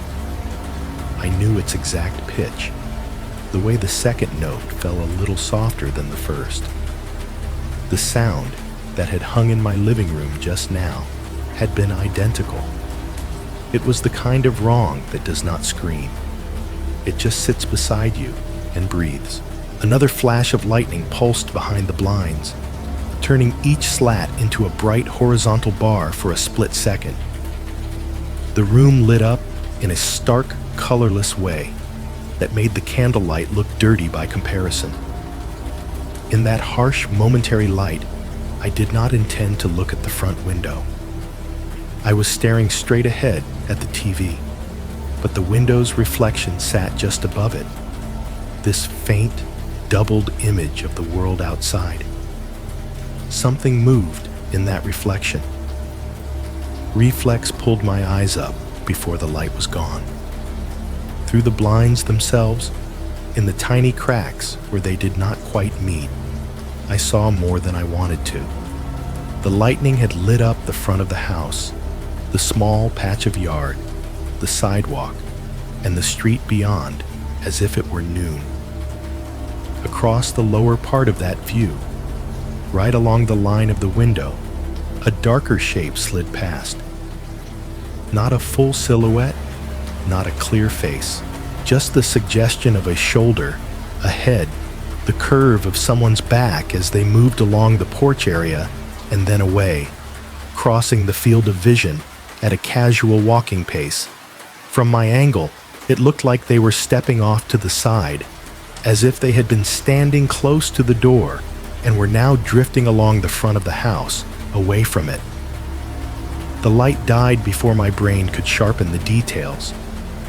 The afterimage burned on the inside of my eyes, a negative smear of motion. The thunder that followed was a few seconds behind the flash this time, but it came in hard. A heavy, rolling boom that made the picture frames on the wall tremble just enough to click against the paint. I sat there, suddenly and acutely aware of how quiet it was between the gusts, of how, in that quiet, certain sounds seemed to choose when and where to appear. A chime that should not have had power, a shadow that should not have been that close to my window, without triggering anything I could point to later. I did not stand up.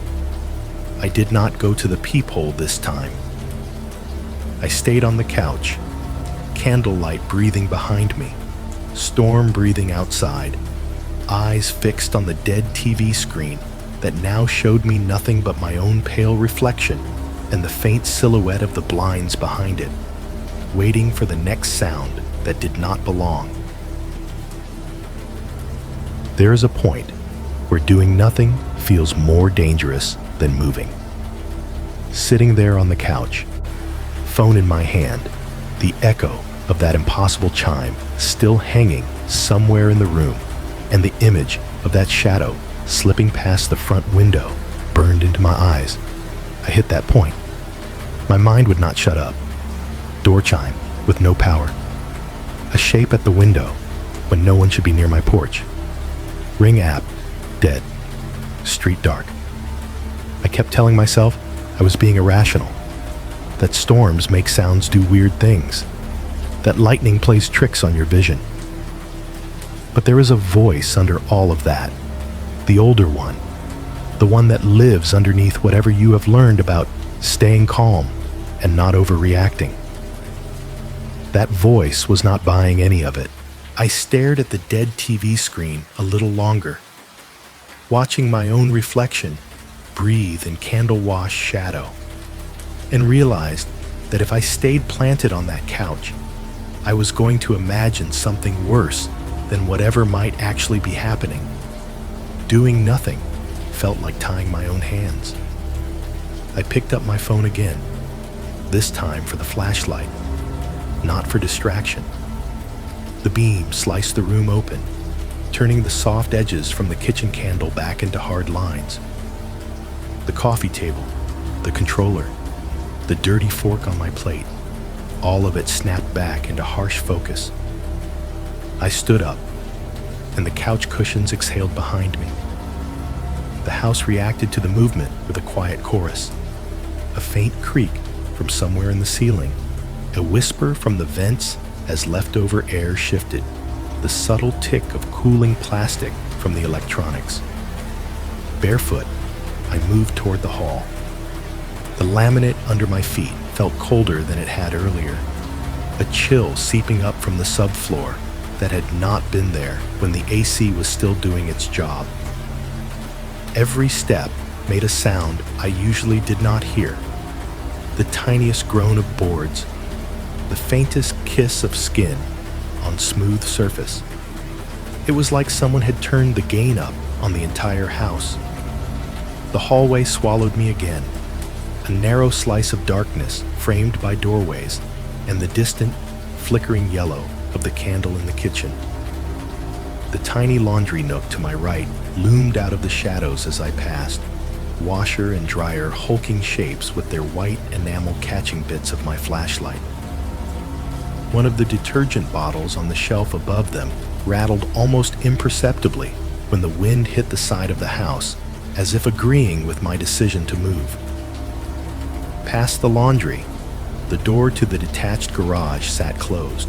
I could feel the temperature drop half a degree as I passed its edge, cooler air leaking down around my ankles from whatever gaps existed between that door and its frame. The gap beneath it was just a black stripe, but it claimed more of my attention than it deserved. On the other side of the hall, the back door waited. Even before I turned toward the kitchen, I could feel its presence like a small pressure at my left shoulder. Cheap exterior wood, a brass knob, a deadbolt I could not remember touching. A small square of frosted glass above the handle, facing the driveway and the dark spine of the detached garage. I tried to pretend I was walking straight to the candle, not drawn toward that door. The beam from my phone drifted down the hall, and the kitchen opened in front of me the way it always did.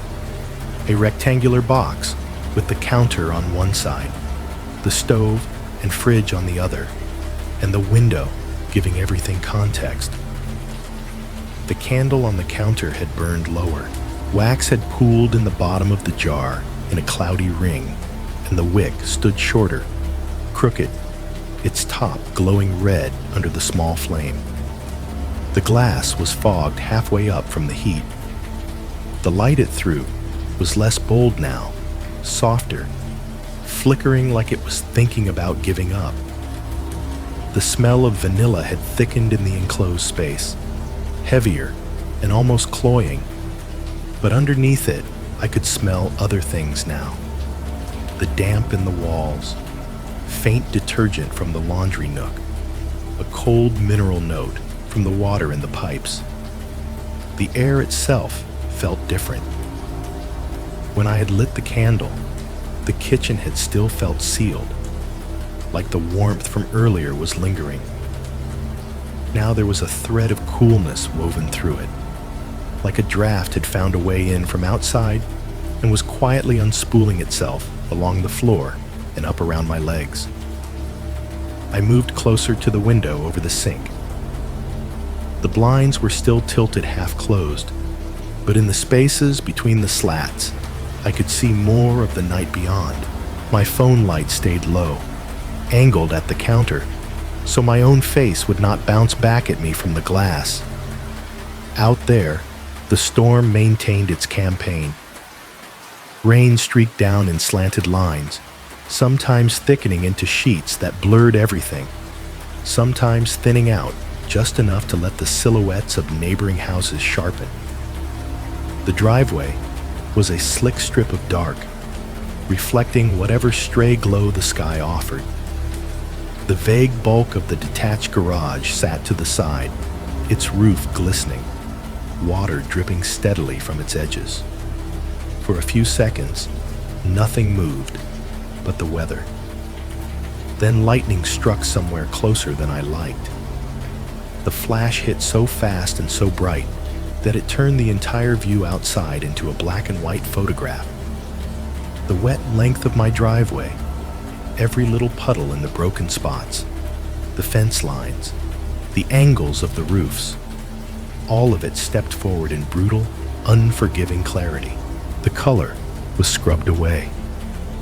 Just stark outlines in burnt white and charcoal. I saw the empty patch of concrete where my car sat. The garage door closed, the gate latched. No figure, no one standing by the fence or in the space between the garage and the house. Just water and wood and asphalt branded into my vision for a heartbeat. Then the light died, and thunder slammed over the house, almost on top of it. A hard, concussive bang that rattled the dishes in the cabinets. The blinds snapped back against the window as the wind shouldered the wall. The afterimage of that illuminated driveway floated in front of me like a ghost even after my eyes adjusted. A negative burned into my retinas. I blinked it away and stepped back from the sink. The coolness in the room had crept up higher, tracing a path up the backs of my legs, under the hem of my shorts. It did not feel like AC air, no mechanical push, no steady stream, just a slow, seeping chill. My gaze drifted to the back door, almost without my permission. It stood a few feet away, solid and bland, and somehow the most important object in the room. In the candlelight and the faint spill from my phone, the lines of it were clear. The frame, the panels, the little square of frosted glass set above the handle. The glass glowed very faintly with the reflected light, milky and opaque, hiding whatever was on the other side while still hinting that something was there. I took a step toward it. The candle popped softly behind me, a tiny tick of cooling wax. Somewhere up in the ceiling, a vent rattled as the wind shifted the pressure in the ducts. The storm on this side of the house sounded more muffled than at the front. Not a direct assault, more of a constant drumming, like being underneath a large, relentless hand tapping its fingers on the roof. I stopped with my face a couple of feet from the frosted pane. Up close, I could see tiny imperfections in the glass, little swirls and bubbles in the texture. It reminded me of bathroom windows, of cheap office doors. It was designed to blur things, to turn the outside world into vague shadows and movements. My hand lifted almost of its own accord and found the doorknob. The metal was cold, not room temperature cool, not the neutral chill of something that has been sitting in an air-conditioned house all day. This was a deeper cold, the kind that felt like it had been in contact with outside air more recently than it should have been. My fingers tightened around it. I felt the shape of the knob, the faint grease from my own fingers from 100 other uses, the tiny imperfections where the plating had rubbed off near the base. And in the back of my mind, a question. Had I locked it? I replayed coming in earlier. The rush through the rain, the shove of my shoulder against the door, the careless heel kick to send it swinging back toward its frame, the clack of my keys on the counter. I could remember all of that in crisp, humiliating detail. What I could not remember, no matter how hard I tried to drag the memory up, was the sound of the deadbolt sliding into place, the thumb turning on the lock, the small, satisfying click that meant the back of my house had been sealed off from the strip of open darkness where concrete met grass. My hand stayed on the knob, feeling its stolen cold, while the storm breathed against the outer wall and the candle sighed behind me. And it occurred to me that privacy and isolation are not the same thing at all. There is a kind of stupidity that only shows up in hindsight. Standing there with my face just a little too close to that frosted glass, hand curled around a doorknob I probably had not locked, I was in the middle of it. At the time, it did not feel stupid. It felt necessary. I told myself I was just trying to reassure myself.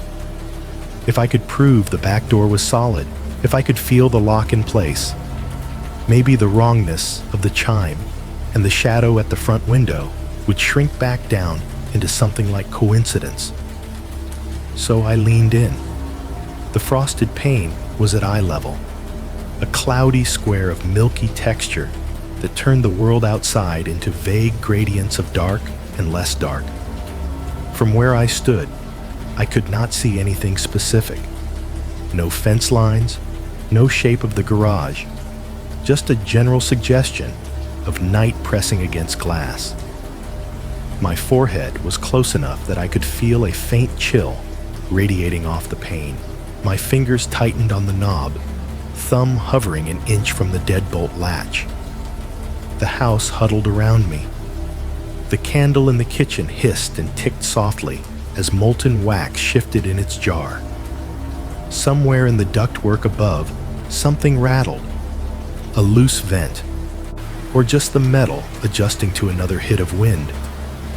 The storm on this side of the house was more muffled than at the front, but more constant. Rain drumming on the roof, sliding down the siding, pooling somewhere in the dark. I was just about to test the lock when the sky ripped open again. Lightning came so fast and so close it did not feel like it was outside anymore. There was no gentle ramping up of glow through the blinds, no warning. 1 second, I was staring at a dim, grayish square.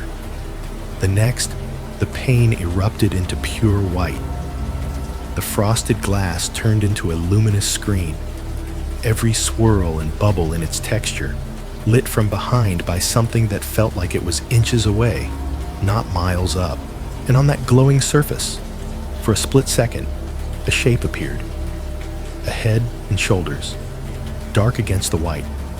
Clear in the way a shadow puppet is clear. No details, just outline. It was close. Not out in the driveway, not near the garage, not at the edge of the yard. The silhouette was right there, inches from me, on the other side of the glass. The head was slightly turned, angled down toward the level of the handle, like someone was leaning in, pressing closer to see inside. The proportions were wrong for anything but a person. Rounded skull, slope of neck, one shoulder a little higher than the other.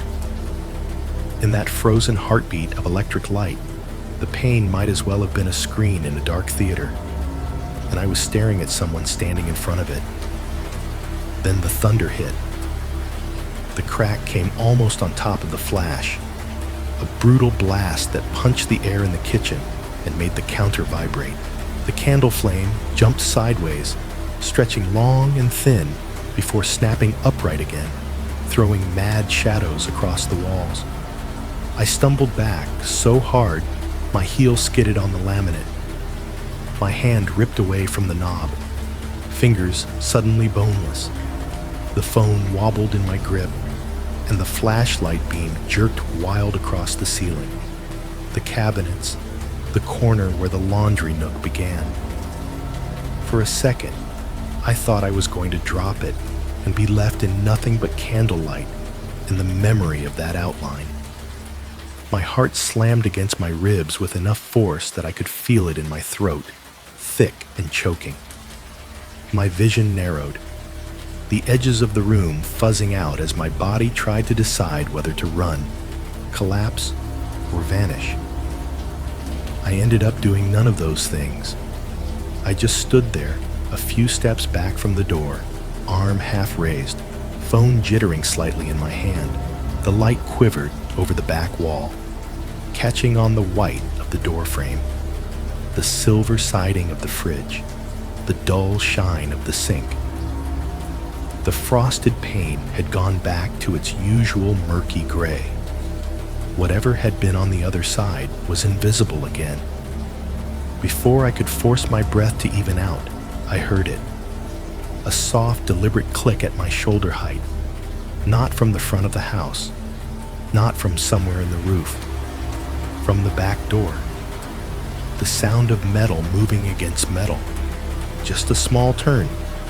The first test of a doorknob being tried from the outside. The knob itself twitched in the corner of my vision. Not a full jerk, not a desperate rattling, just a slow, testing pressure. The kind of motion you use when you are not sure whether something is locked and you do not want to make more noise than you have to. The door did not open. It gave a little, though. I heard the faintest dull thud of it, meeting the frame more solidly, like it had already been almost closed, and someone had pressed just hard enough to seat it.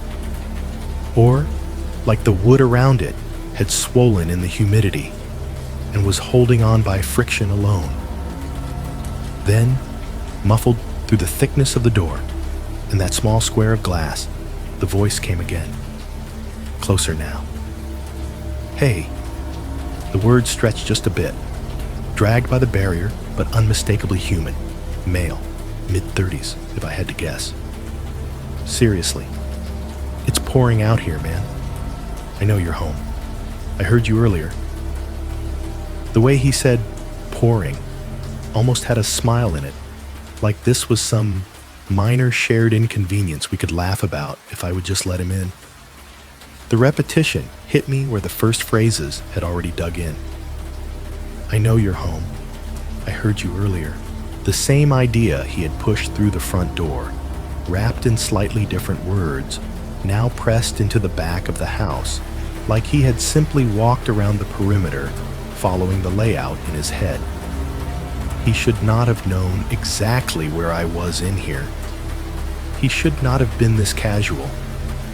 The pane above the handle glowed faintly with reflected candlelight and my phone's jittery beam, turning his voice into an image in my head. A man inches from the glass, head turned just enough to listen. One hand on the knob, the other maybe braced against the siding. Every instinct in me screamed to answer. Part of me wanted to yell, to shout something like, "I called the cops," or "Get away from my house," or even a simple "Go." Anything to push back against the presence on the other side of that thin barrier. Another part wanted to bargain, to say, "I can call a tow for you, just stay outside." To make this into a normal interaction, to shove the situation back into a script I recognized. I bit my tongue so hard I tasted metal. The fear that if I spoke again, if I gave him anything else to latch onto, he would use my own voice like a lever, pried my jaw shut. My breathing sounded too loud in the small kitchen. Each inhale and exhale seemed to scrape against the inside of my skull. I tried to quiet it, as if he might hear that through wood and insulation and decide something from it. Was it the same man as before at the front door? The cadence sounded right. The casual man, the easy tone. But there was a new edge under it now, a faint tension that had not been there when he first said, "Hey man, my car died out here." Or was I imagining that, layering my own fear onto his words? Another thought crept in, colder than the draft at my ankles. What if it was not the same voice? What if there were two of them, one at the front, one at the back, passing the house between them like something they were studying from all sides? The storm pressed closer. Rain streaked down the unseen glass of the back door, turning the frosted pane into a dim, shimmering surface. In the candlelight, it looked almost like a low brightness screen, something glowing with its own sickly light. Droplets traced slow, warped paths down it, catching what little radiance there was and dragging it in crooked lines. The knob clicked again, just a fraction of an inch this time. Testing, measuring how much give there was. "Come on," the voice said, a little softer, like I was a stubborn friend. "I just need a phone. It's not a big deal." He said it like it was nothing. Like being on my property, at my back door in a blackout, somehow did not count as crossing a line. I pressed my free hand flat against my own chest, feeling the stuttering impacts of my heart through the fabric of my hoodie, and stayed absolutely still. The only sounds in that moment were the rain drumming its fingers on the roof, the wind moaning somewhere in the loose parts of the house, the dull clack of the knob being gently tested, and my own breathing, dragging in and out like someone else's in my ears. I did not answer him. I did not move. On my side of the glass, the kitchen was a small pocket of flickering light and vanilla-scented heat, wrapped in a larger box of dark. On his side, There was nothing but storm and whatever had brought him to my door in the first place. Caught between those two worlds, with only inches of wood and blurred glass separating us, I felt something I had not felt in a long time. A pure, animal certainty that if I broke the silence now, I would be giving away something I could not get back. At some point, your body decides it has heard enough and starts moving before you finish the thought. For me, that point came standing there at the back door, staring at a pane of frosted glass that had just shown me the outline of a head and shoulders inches away, listening to a stranger test my doorknob while he calmly reminded me he had heard me earlier. Every nerve I had was buzzing. It felt like my skin did not quite fit right. Slowly, very slowly, I began to back away. I kept my eyes on the door as long as I could, phone light lowered, breath held tight. I tried to make each backward step as soft as possible, rolling my feet heel to toe on the laminate, willing the floor not to complain. The kitchen blurred at the edges as I left it behind. The candle flame wobbled in the corner of my vision, throwing long shadows down the hall. The closer I got to that hallway, the more the house seemed to stretch. What had always been a few casual strides now felt like a tunnel. The doorway to the laundry nook on my right became a dark mouth I did not want to turn my back on. The door to the garage on my left felt like it was holding its breath. Even the rectangle of the living room at the end of the hall, with its familiar couch and dead TV, looked farther away than it should have, like the house had decided to add a few feet while the lights were off. Behind me, the storm kept up its steady assault. Rain drumming the roof, wind pushing at any weak spot it could find. But underneath that, closer, there was a new layer of sound. The almost imperceptible hush of the draft, trying to sneak past the edges of the back door. The faint rattle in the glass whenever a stronger gust hit. The memory of that doorknob's tiny clicks replaying on a loop in my skull. I made it 2-3 steps into the hall before it happened. The house spoke. It started with a low, unwilling groan of wood from somewhere behind me, a sound I knew, in the way you know the particular complaint of your own floorboards or the hinge that always catches. But this time, it came from the direction of the door, not the hall. I stopped moving. For a heartbeat, I tried to tell myself it was just the wind pressing against the frame, just the storm shifting the structure around me. Houses do that. They creak. They settle. Then came a small, wet slap, soft but distinct, like something slick had made contact with the laminate just beyond the threshold. Not a drip, not the scatter of rain. The sound had weight behind it. My throat closed. What followed next erased whatever flimsy rationalizing I had left. A long, slow creak unspooled into the hallway. This time, unquestionably, from the back door. I did not have to turn around to understand what it was. You know the sound of your own doors? The drawn-out complaint they make when they are opened against humidity-swollen jambs and aging hinges. It had that drawn-out, reluctant quality. The door easing open just a few inches, the wood protesting, then giving way. Air moved.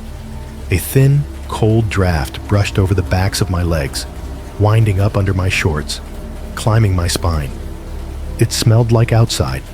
Wet asphalt, a hint of exhaust from cars on the main road. That metallic tang storms have when the air is worked raw. The candle in the kitchen reacted instantly. Its flame flared, then flattened sideways as if someone had blown hard from the direction of the back door. Shadows on the wall snapped into long, violent streaks before wobbling back into their previous positions. For a moment after, there was utter stillness. No voice, no more creaks. Just the storm pressing on the roof, the soft hiss of rain on the driveway, and a new, colder presence settled in the bones of the house. Then I heard footsteps. Soft, yes, but with a weight behind them that no loose branch or swinging shutter could imitate. One step on the laminate, a muted thud, followed by the tiniest stick peel of something wet lifting away from the floor. Another, slightly closer, the sound vibrating through the thin material under my feet. A third. They were not rushed. They did not stagger. Whoever was making them was walking with the slow, measured pace of someone who believes they have time. The steps stopped. I could feel, rather than see, the point where they had paused, in that stretch of floor between the kitchen and the laundry nook, where the hallway felt most like a funnel. Behind me, the draft settled into a steady seep instead of a gust. The air changed again. It layered somehow. The warm, stale breath of the house from earlier mixed with the cold, damp breath of outside. Vanilla from the candle, detergent from the laundry nook, wet concrete, and some faint, sour note I could not immediately place. Sweat, or cheap cologne that had been rained on, or just the smell of a person bringing their heat and history into a space that had not been prepared to hold it. In that narrow band of silence that followed the footsteps, I heard something so small that if I had not been straining for it, I would have missed it. Inhalation. Close. Behind me. A quick pull of air through a nose that whistled just barely on one side, like there was a curve or a break somewhere in the bridge. It sounded like someone filling their lungs before speaking. The house seemed to lean with me as I tipped my head, just a fraction, unable to stop listening, too terrified to turn all the way around. The phone in my hand weighed 3 times what it should have. My thumb hovered near the volume button, like that could somehow make any of this quieter. He did not call out the way he had at the door. No knock, no polite request. Just that breath. And then, in the same voice I had heard through the wood, rough, mid-30s, the casual consonants slackened by the storm and the effort it had taken to get inside. He spoke. Not to me. Not exactly. Told you I just needed to get out of the rain, Dad. He said it almost lightly, almost amused. The words rolled out like part of a script he had practiced, like he was repeating a line he had used before, maybe more than once, to someone who had believed him. The word Dad knifed straight through me. My father had been dead for years. Long gone, buried, name carved into stone 2 counties away. He had never set foot in this house, never stood in this hallway, never heard this storm. Hearing that word in my kitchen, in that man's mouth, made everything tilt. It did not sound like he was talking to a memory. There was no grief in it, no softness, no catch. It sounded practiced, functional, like part of a con he had run on other men in other houses. Told you I just needed to get out of the rain, Dad, as if he was used to slipping into roles. Son, stranger, victim, whatever got him inside. As if somewhere in his history there had been a father figure stupid enough to buy that line, to open a door, to let the storm and whatever walked with it into their living room. Behind his words, another thunder roll timed itself disturbingly well with my own pulse. Boom. Heartbeat. Boom. Heartbeat. They synced up for a few beats, to the point where I could not tell which thud belonged to the sky and which belonged to my chest. The difference between outdoor and indoor sound had changed now. Before, the storm had always been out there. A distant, enclosing noise that made my house feel like a safe little pocket. Now, The outside had a voice inside the walls, and the storm's roar was just a backdrop. The house's normal sounds had retreated. I did not hear the fridge anymore. I did not hear the tick of cooling metal from the electronics.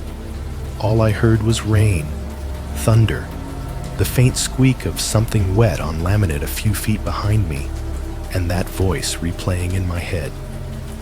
Dad. My mouth opened without my permission, a ragged breath forcing its way in, too loud in the silence. I could taste the damp on the air, that strange city storm flavor of wet tar and distant gasoline. Some tiny detached part of me observed that this man was not yelling, not raging, not demanding. He was narrating his own story out loud, like he wanted to hear how it sounded in the air of my house. As if he had done this before. As if he liked listening to himself play the part. The candle in the kitchen guttered again, the flame bowing nearly horizontal for a second before springing back, smaller. Wax sloshed gently in the jar with a soft, thick noise. I did not turn around. I did not run forward. I hovered there in the hall, every muscle coiled, caught between fight and flight, and the third option nobody talks about enough, freeze. Inside my skull, thunder and heartbeat kept trying to line up, while a stranger's quiet, amused sentence replayed over them both, running on a loop that I knew, even then, I would never fully shut off for the rest of my life. There is a moment when your body stops asking you what you want and just starts deciding. Mine picked the laundry room. Between me and the back door, between me and that man breathing my air, there was one small space with another way out. The cramped little laundry nook and the door that led into the detached garage. Fight or flight finally kicked in, but it did not roar. It whispered, "Move." I eased one foot backward, then the other, keeping my shoulders turned just enough that I did not have to fully look away from the dark stretch of hallway behind me. The phone in my hand felt useless now. Any light would give me away. I thumbed the screen dark, and the beam died, leaving only the weak, flickering glow from the candle in the kitchen licking at the far edge of the hall. The house shrank and stretched at the same time. The distance between me and the laundry room door felt both too short. I wanted miles, and too long, as if each step I took could be the one that finally creaked loud enough to pull his eyes down the hall. I tried to spread my weight over my feet the way I had seen people do in movies, rolling on the sides, imagining the boards under the laminate like sensitive nerves I did not want to press. My legs felt hollow, my knees like they did not quite belong to me anymore. Behind me, from the kitchen, came a soft sound that made my skin crawl, the wet kiss of a shoe lifting from the floor, then the muted thud of it landing again. He was still moving. I slipped sideways into the laundry room. Room is generous. It was more of a shallow box carved into the right side of the hallway, just big enough for the washer and dryer to face outward, with about a foot of standing space in front of them. The tile floor under my toes was colder than the laminate and rougher. Little chips and imperfections in the surface bit into my skin. The washer was old, its white enamel scratched and dulled. The dryer beside it had a dent in the front panel from the day I misjudged a laundry basket swing. A wire shelf ran across the wall above them, sagging slightly in the middle under the weight of detergent bottles, a half-empty tub of powdered soap, and a stack of worn towels that never quite lost the smell of damp. To my right, set into the wall, was the door to the garage. It was heavier than the back door, solid in a way that felt older, with a manual lock, A simple thumb turn above the knob. No windows, nothing that looked out. On the other side of it, I knew, was cool darkness. The hollow of the garage with its oil stains, its smell of concrete and cardboard and old rubber. An exit, if I could make it that far without him hearing. For now, just knowing it was there made the tiny space feel less like a trap and more like a potential tunnel. I reached back with my free hand and eased the laundry room door toward its frame. The hinges complained a little, a faint, high-pitched squeak that made every muscle in my body lock. I froze with the door almost closed, just shy of the latch touching home. If I let it click all the way, even softly, that sound might stand out in this new, stripped-down version of the house. So I left it slightly ajar, a narrow sliver of vertical darkness opening onto the dimmer, longer darkness of the hall. A faint band of light from the kitchen candle reached that crack, turning it into a thin, warm line against the cooled shadow. I turned off my phone screen completely and slipped it into the pocket of my hoodie. The laundry room dropped into near blackness. Only a faint wash of amber trickled in from under the door and through that narrow gap, painting a thin rectangle on the tile by my toes. The air in there smelled like old fabric softener and something else. Damp concrete, the ghost of mildew always trying to get a foothold in the corners. It was heavier than the air in the kitchen, less stirred. My breathing sounded loud in it, too loud. I pressed my tongue to the roof of my mouth and tried to slow it down.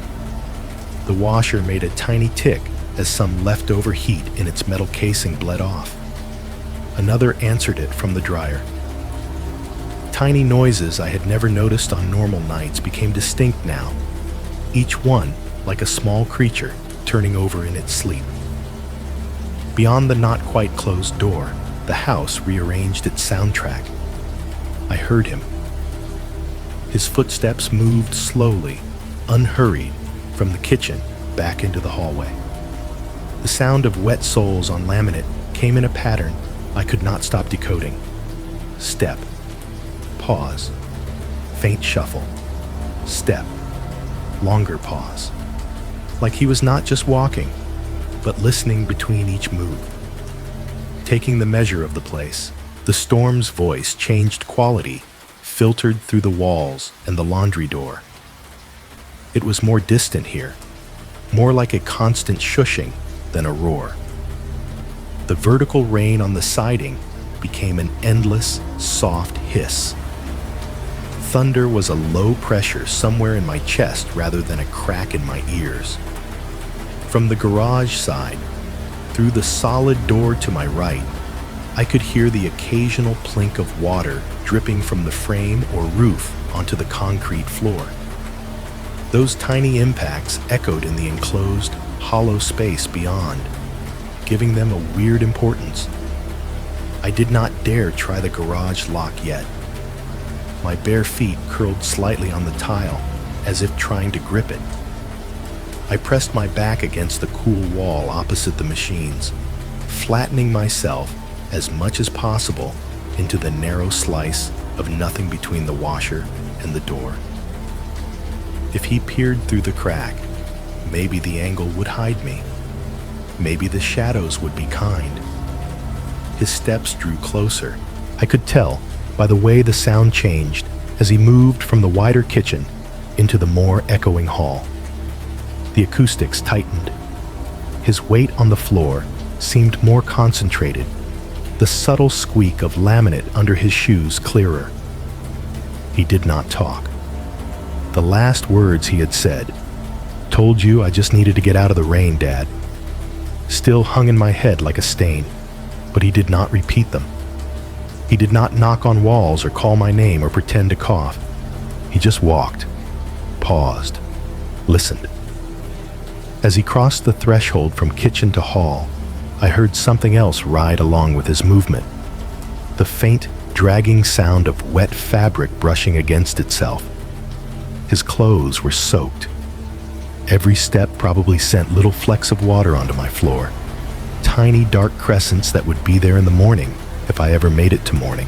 He passed the point where, if he turned his head just slightly, he might see the edge of the laundry room door and the thin sliver of light bleeding around it. My heart was pounding so hard now that it felt like it had moved locations, crawling up into my throat. Each beat pushed against my tongue. I counted them, stupidly, trying to line them up with his pace. He stopped. The footsteps went silent, but I knew he was still there because the silence thickened. The hush of his not moving landed on top of the hush of the storm, on top of the hush of my held breath.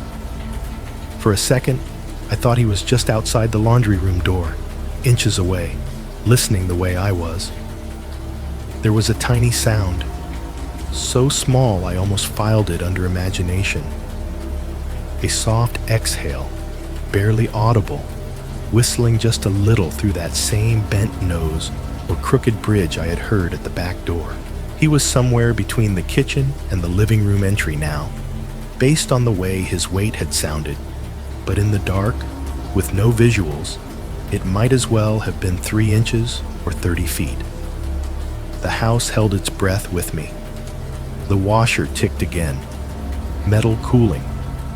It sounded like gunfire in the silence. From the garage wall, another plink echoed as a droplet found its way down. The storm outside rolled another low growl over the roof, distant lightning flashing just enough that even through the walls, I sensed the change in pressure. My entire world had shrunk to this, a rectangle of dim light under a door, the smell of old fabric softener and damp concrete, the whisper of someone else's wet shoes exploring the spaces that, until that night, I had thought of as mine. When you cannot see, sound turns into a map. A bad one, scribbled and incomplete, but it is all you have. In that cramped little laundry room, pressed between cold tile and the cool wall, I had nothing but that map. Every noise in the house drew another shaky line. Here, he is here now. I heard him move. The soft, wet thuds of his shoes shifted from the tight echo of the hallway into the duller, padded hush of the living room carpet. The difference was subtle, but I knew my own floors. I had walked them 1,000 times half awake. The laminate in the hall nagged under each footstep.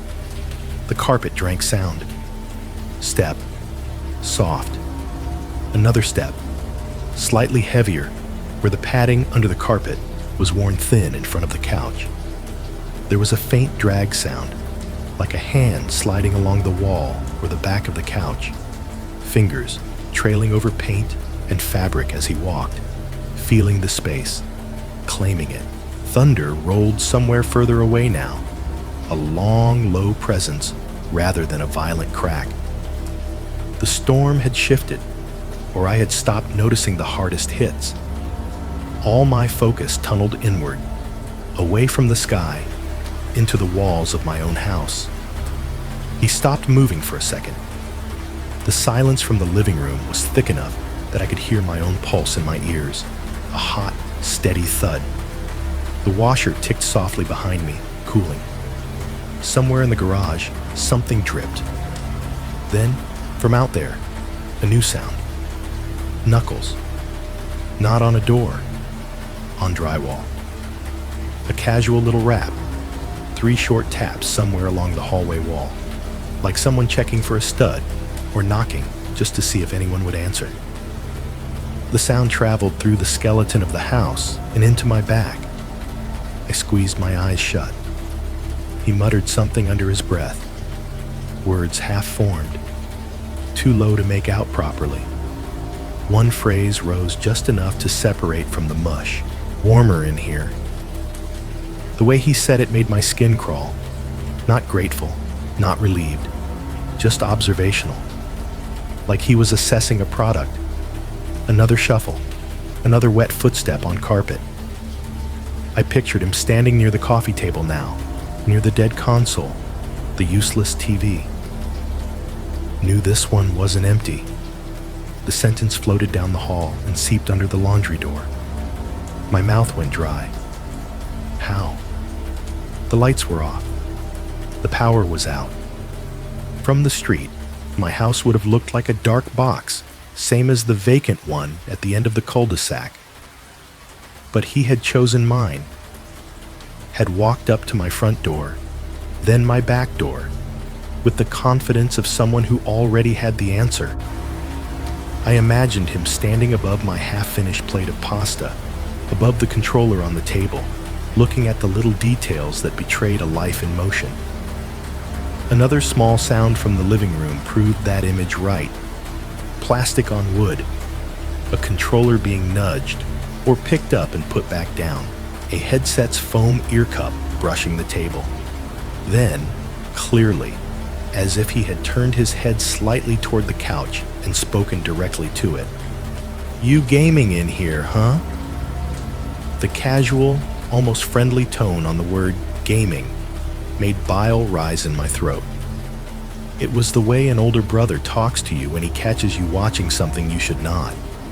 Familiar, knowing, wrong. He knew what he was looking at. He recognized the setup. TV, console, headset, the whole little shrine to distraction. This was not his first time standing in a stranger's living room. The carpet muted most of his next steps, but I heard the shift when he swung back toward the hallway. The wet, soft thuds grew a little sharper again as he moved from carpet to laminate.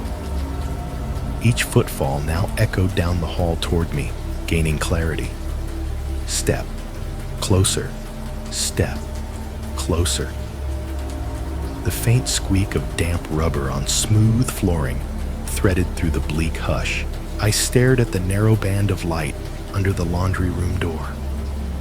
It flickered gently with the candle in the kitchen, a tiny pulse that made the shadows on the tile dance at the edges.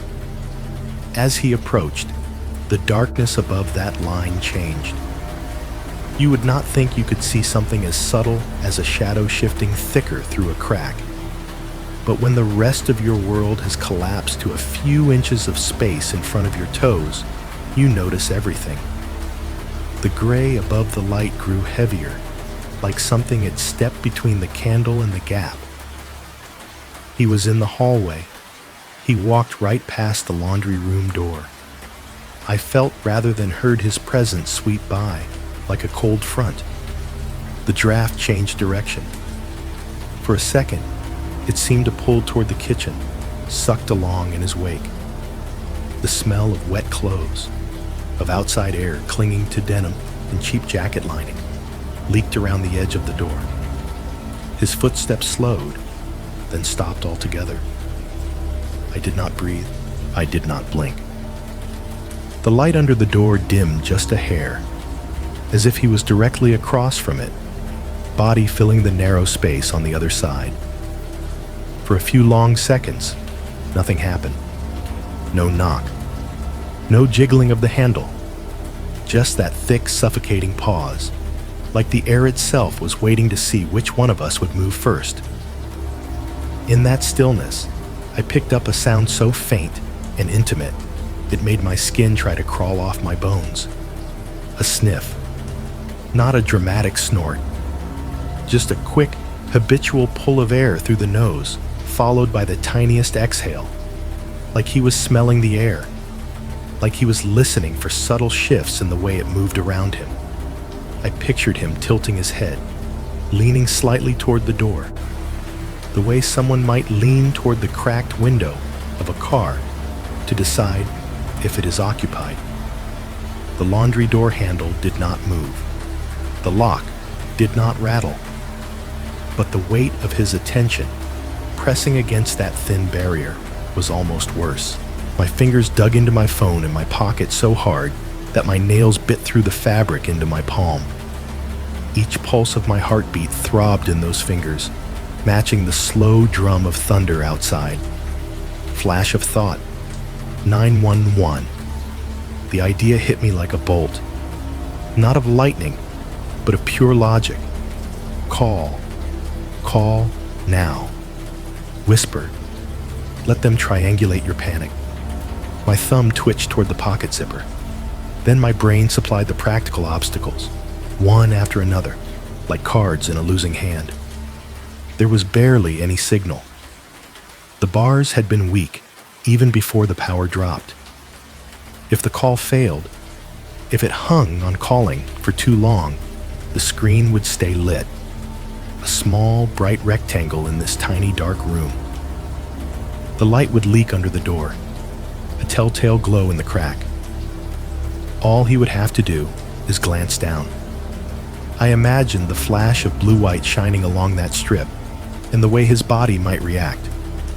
The quick bend, the hand on the knob, the push. My thumb stopped. My hand went still again, wrapped around plastic I suddenly hated for not being more than it was. The house around us held steady, like a held breath stretched to its final inch. The storm outside had quieted just enough between bursts that the sound of rain was a steady hiss instead of a drum line. The faint plink of the garage drip echoed again, absurdly loud for how small it was. The washer gave another thermal tick. Like it too, was flinching. Under everything, the heavy thud of my own heart tried to sync with the distant rumble in the sky. Boom, beat, boom, beat. I could not tell if the rhythm was real or if my panic was arranging it that way. He stayed there. Seconds dragged. 10, 20, or maybe it was 3. Time had come unhooked from anything solid. That pause outside the laundry room might be the clearest memory I have of the whole night. Not the dramatic flashes, not the voices, but that silent standoff separated by a door that was not even fully closed. Eventually, he moved. The darkness above the line of light thinned, slightly, as if he had turned away. A soft scuffing noise accompanied it. Shoe on laminate, pants brushing against the wall. He did not say a word as he went. His footfall started up again, further down the hall now, toward my bedroom and the bathroom. Step. Pause. Faint shuffle. Testing the rooms. Measuring the life he had walked into, one quiet sound at a time, while I hid in a box that smelled like detergent and damp stone, clutching a useless phone and trying not to let my terror leak out under the door where he might catch its scent. Hiding in the laundry room bought me minutes, not safety. You cannot live in a box the size of a closet while someone who should not be inside your house walks around in it like he owns the place. At some point, do not move becomes a death sentence instead of a survival tactic. The only way out that did not force me to cross open space in front of him was to my right, the garage.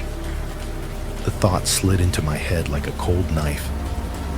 If you can make it into the garage, you can get outside. If you can get outside, you can run. Run to where? Exactly, I did not know. Carl and Denise's house? Back down the street, toward the main road? Out into a storm bad enough to knock out power for half the block? All of that seemed theoretical, something we could debate later. For now, away from the man inside my house was good enough. From the laundry room, I could still hear him moving. His footsteps had shifted toward the bedroom end of the hall, the direction opposite the kitchen. A soft thud as he crossed the threshold into my room. Another thud as he circled. The faint scrape of something. Maybe the closet door being nudged open. Maybe the edge of my desk being brushed with a hip. He was testing my spaces. The pause he had taken outside the laundry door sat heavy in my memory, but he had moved on. For now. I turned my head slowly toward the garage door, barely daring to breathe. The lock was a simple thumb turn above the knob. No deadbolt, no chain, just that small piece of metal between me and the hollow dark. In the faint strip of light leaking under the laundry room door, I could barely see the outline of it. I lifted my hand, fingers shaking so badly I could hear the tiny rustle of skin against metal. The thumb turn clicked when I moved it. Even trying to go slow, the sound came out sharp, a tiny gunshot in the cramped room. I flinched, teeth clenching, and froze to listen. Out in the hall, the house stayed in its awful suspended hush. No feet rushing, no voice calling. Just the storm's distant hiss and the occasional muted creak as it pushed against the roof. I wrapped my hand around the knob and turned. This time, I barely made a sound. The latch eased out of the strike plate with a soft, breathy sigh. I cracked the door open. Cool, damp air slid across my face immediately, carrying the smell of oil, old cardboard, and concrete that had sweated through long summers and cold winters. It was a different kind of dark on the other side, bigger, emptier. The storm's noise was louder here, rumbling through the thin garage door like someone beating on the backside of a drum. I slipped through the gap and pulled the door mostly closed behind me, leaving it just a finger's width ajar, the reverse of what I had done with the laundry room.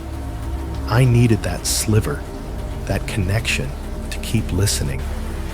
The garage swallowed me whole. No windows, no lamp, only what little light bled from the laundry room crack, and the occasional pulse of lightning seeping in around the edges of the big overhead door. My car sat to my left, a familiar, hulking shape. Hood slick with condensation, roof beaded with droplets blown in under the edges. The smell of wet metal and rubber rolled off it in waves.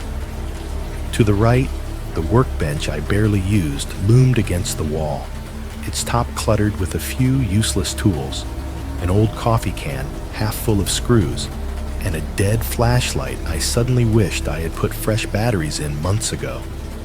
Stacked cardboard boxes formed unstable towers beyond it, labeled with fading marker. Winter clothes, mist, kitchen stuff. Their surfaces were soft to the touch, sucking up moisture from the air. Straight ahead, the overhead garage door arched across the front of the space, its panels rattling gently with each heavy gust. The opener's motor hung from the ceiling on a metal bracket, a silent, useless shape in the dark now that the power was gone. My bare feet touched the concrete, and a new kind of cold shot up my legs. Not draft cold, not AC cold, earth cold, the kind that collects in places that never see direct light. For a few seconds, I just stood there, lungs dragging in air that tasted like dust and rain, listening through the crack behind me. From inside the house, muffled now by two doors and a wall, I could still pick out the intruder's movements if I focused hard enough. The faint thump of a drawer being opened, maybe in the nightstand, maybe in the dresser. The creak of my mattress springs as he sat on the edge of my bed for a second, testing how it held his weight. I realized he was learning the map too, learning it in reverse. From my room back toward the door I had just slipped through, I did not have much time. The only way out was the big door. In an ideal world, I would have hit the button on the wall and watched it glide up like always, the motor doing all the work, the noise masked by the storm. But that option had died with the rest of the electric. My hand found the hanging chain instead. It dangled from the track overhead, a metal loop ending in a cord I could pull to disengage the opener. The links were cold, small, and rough against my fingers. I took a breath, braced myself, and tugged. The chain clinked once against the metal casing above. The disengage mechanism gave a dull, mechanical clack that echoed off the bare walls louder than it had any right to. I winced. Then I wrapped both hands around the lower bar of the garage door and lifted. The first inch fought me. The seal between the door and the floor had been sitting there for years, shut most nights, pressed tight by gravity and time. It protested with a sticky, sucking sound, like old tape peeling away from glass. Then, with a reluctant groan, the whole thing lurched upward. Metal scraped metal as the rollers jumped in their tracks, sending a bone-deep screech through the garage. Each bracket and hinge added its own complaint, a cacophony of grinding and rattling that might as well have been a fire alarm. I bit down on a curse, eyes squeezed shut, arms straining. The door rose inch by inch, heavy and uneven. Every link in the disengaged chain above me rattled, chiming against its housing with high, betraying notes. Outside, as the bottom of the door cleared the seal, the storm's voice burst in unobstructed. Rain hammered the driveway a few feet away, loud and immediate. Wind shoved its way under the rising panel, slapping at my bare legs and chest, cold and insistent. Thunder rumbled practically overhead now, the thin metal roof amplifying it into something that felt like it was happening inside the garage rather than beyond it. I hauled the door up to about halfway, just enough room to duck under if I committed. Any higher, and the screeching got worse, and my arms were already shaking. I stopped there, chest heaving, ears ringing from the noise I had just made. In the sudden relative quiet that followed, I heard something that made my stomach drop clean through me. His voice, not from far away, not shouting from the bedroom. From inside the house, maybe 1 or 2 rooms away, threaded through the laundry room door crack and the seams around its frame, out into the garage air. If you run out there, you're just running into the storm, man. He did not yell it. He did not sound winded. He said it in that same too casual tone he had used at my front door, the same cadence he had used when he asked if I was gaming in here. Almost conversational, almost helpful. Like a neighbor standing in his own garage, watching you struggle with a stuck door and offering a piece of fatherly advice about weather. The words echoed strangely in the half-empty space of my garage. They bounced off the car, the workbench, the boxes, and came back at me with a slight delay, turning one quiet sentence into a chorus that did not quite line up. If you run out there, run out there. Just running into the storm, man. Storm man. The fact that he knew what I was doing, that he could map my choices that accurately, crushed any last illusion that this was random. He had heard the door. Of course he had. He had heard the chain rattle, the metal grind, the storm rush in. From wherever he was in my house, he had put those sounds together and drawn a straight line to my fear. He was not crashing blindly through rooms. He was listening, tracking, playing.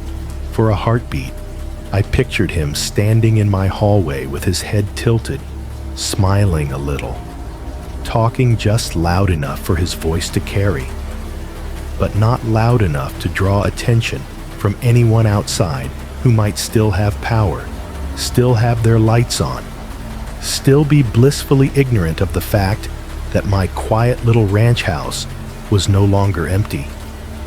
The rain beyond the half-open garage door seemed to intensify in response, sheets of water slanting in at an angle that sprayed my shins. Wind pushed harder, rocking the door slightly in its tracks, making the metal rattle and whine as if it wanted to drop back down. Every instinct I had tore in two directions: forward, into the storm, where at least the danger was honest and visible. Back, through the laundry room, past the man who spoke like he already understood how this night ended. I stood there, with one hand still braced on the trembling garage door, the other hanging useless at my side, heart pounding in my ears, the storm roaring in front of me and his too casual warning drifting in from behind, and realized I was no longer choosing between inside and outside. I was choosing between two versions of being hunted. There is a line where fear stops negotiating and just jumps. His little comment about running into the storm shoved me right over it. I stood there in the garage with the half-open door trembling above me, wind coughing sheets of rain inside, his words curling through the air like cigarette smoke. And something inside me finally snapped out of its paralysis. Inside meant him. Outside meant everything else. I dropped. Concrete slammed into my knees and forearms, cold biting up through skin that had been warm seconds before. I flattened myself onto my stomach and felt the rough floor scrape against my hoodie and bare chest as I shimmied forward. The bottom edge of the garage door hovered what felt like an inch above my spine. In reality, it was probably a foot, but in that moment, any gap feels too small when you picture heavy metal slamming down. The underside of the door whispered over my back, damp and gritty. I sucked my stomach in, pressed my chin to the concrete, and dragged myself past the threshold like some desperate animal squeezing under a fence. Something sharp on the floor, maybe a small stone, maybe a fragment of leaf stem, scraped along my shoulder blade, leaving a hot, stinging line.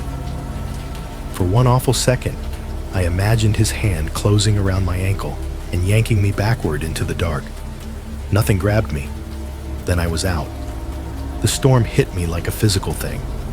Rain did not just fall, it assaulted. Cold sheets pummeled my back, my neck, the side of my face, instantly soaking my hoodie and shorts. The air was colder by several degrees, a slap in the lungs. The wind shoved at me from the left, throwing drops sideways so hard they stung. The driveway under me was slick and hard. I pushed up to my feet, shoes forgotten, toes skidding for a heartbeat before finding enough friction to hold. My back screamed a dull protest where the concrete had scraped it, but adrenaline drowned most of it out.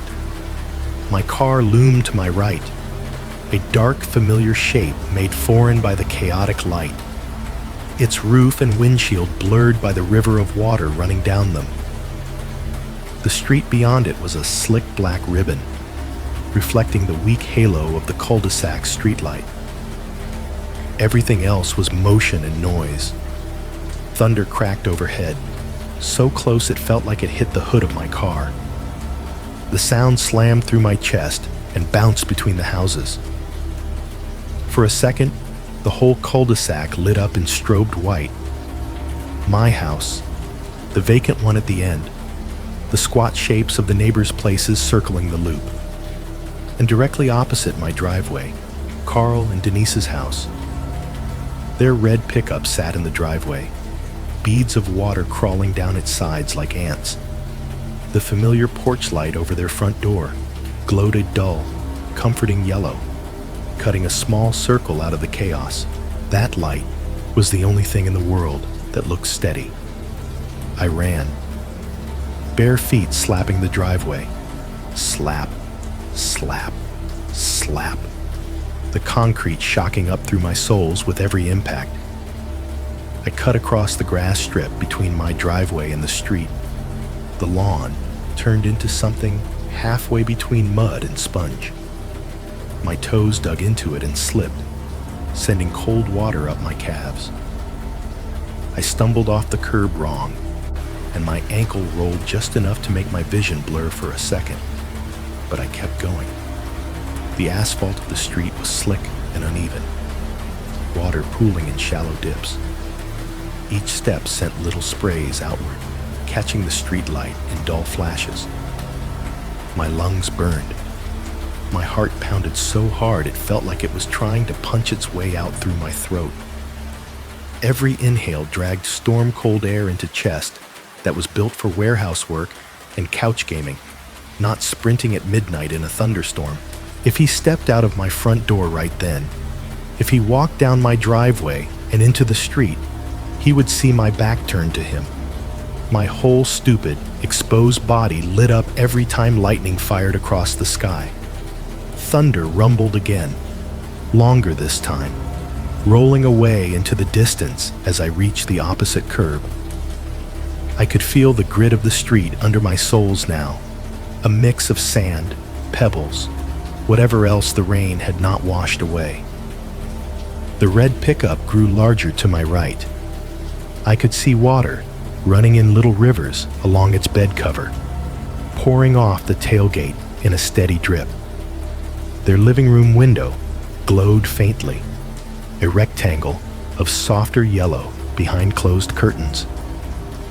A TV flickered in there, coloring the curtains with shifting blue-white light. A life still in progress. I hit their front walk and nearly slid, catching myself with one hand against the vinyl siding. The impact sent a jolt up my arm, but it kept me upright. I staggered up the concrete steps to their porch, water streaming off me. For half a second, I had this sick panic that their porch light would snap off too, that the house would go dark and everything would close in.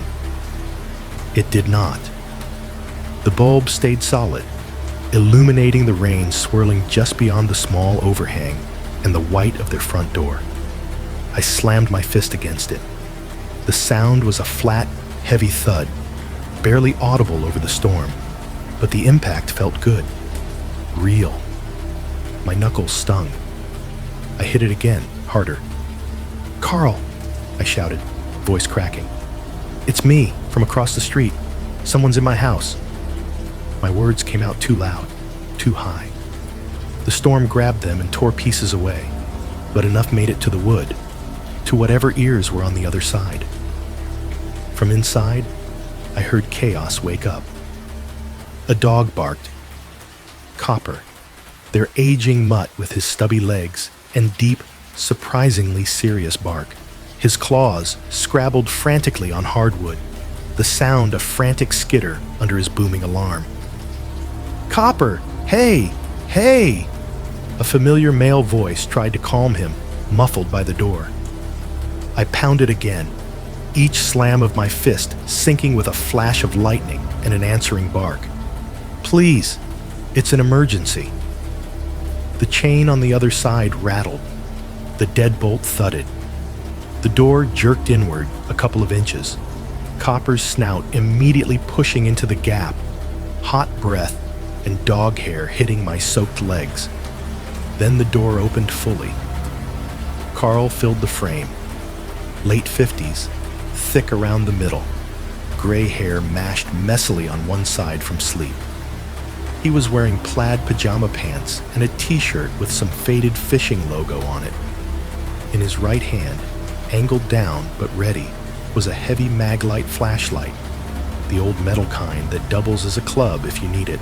Its beam was not on yet, but just seeing it in his fist belonged to a different world. A world where trouble is something you step out to check on with a neighbor, not something that walks in through your back door. "Jesus, kid," he said, eyes going wide at the sight of me, soaked, barefoot, shaking. "What the hell? Someone's in my house," I gasped, cutting him off. My voice shook. "He came in the back. Power's out. He was at my doors. He's inside right now."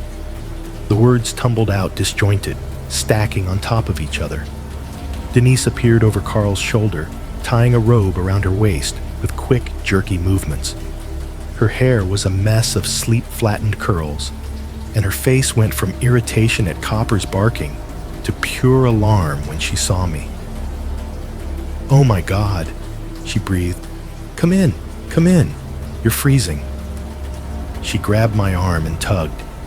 I stepped over the threshold, Copper circling my legs in tight loops, barking toward the open storm behind me. The warmth of their house hit me like a different kind of wave. The entryway mat swallowed some of the water dripping off me, but not enough.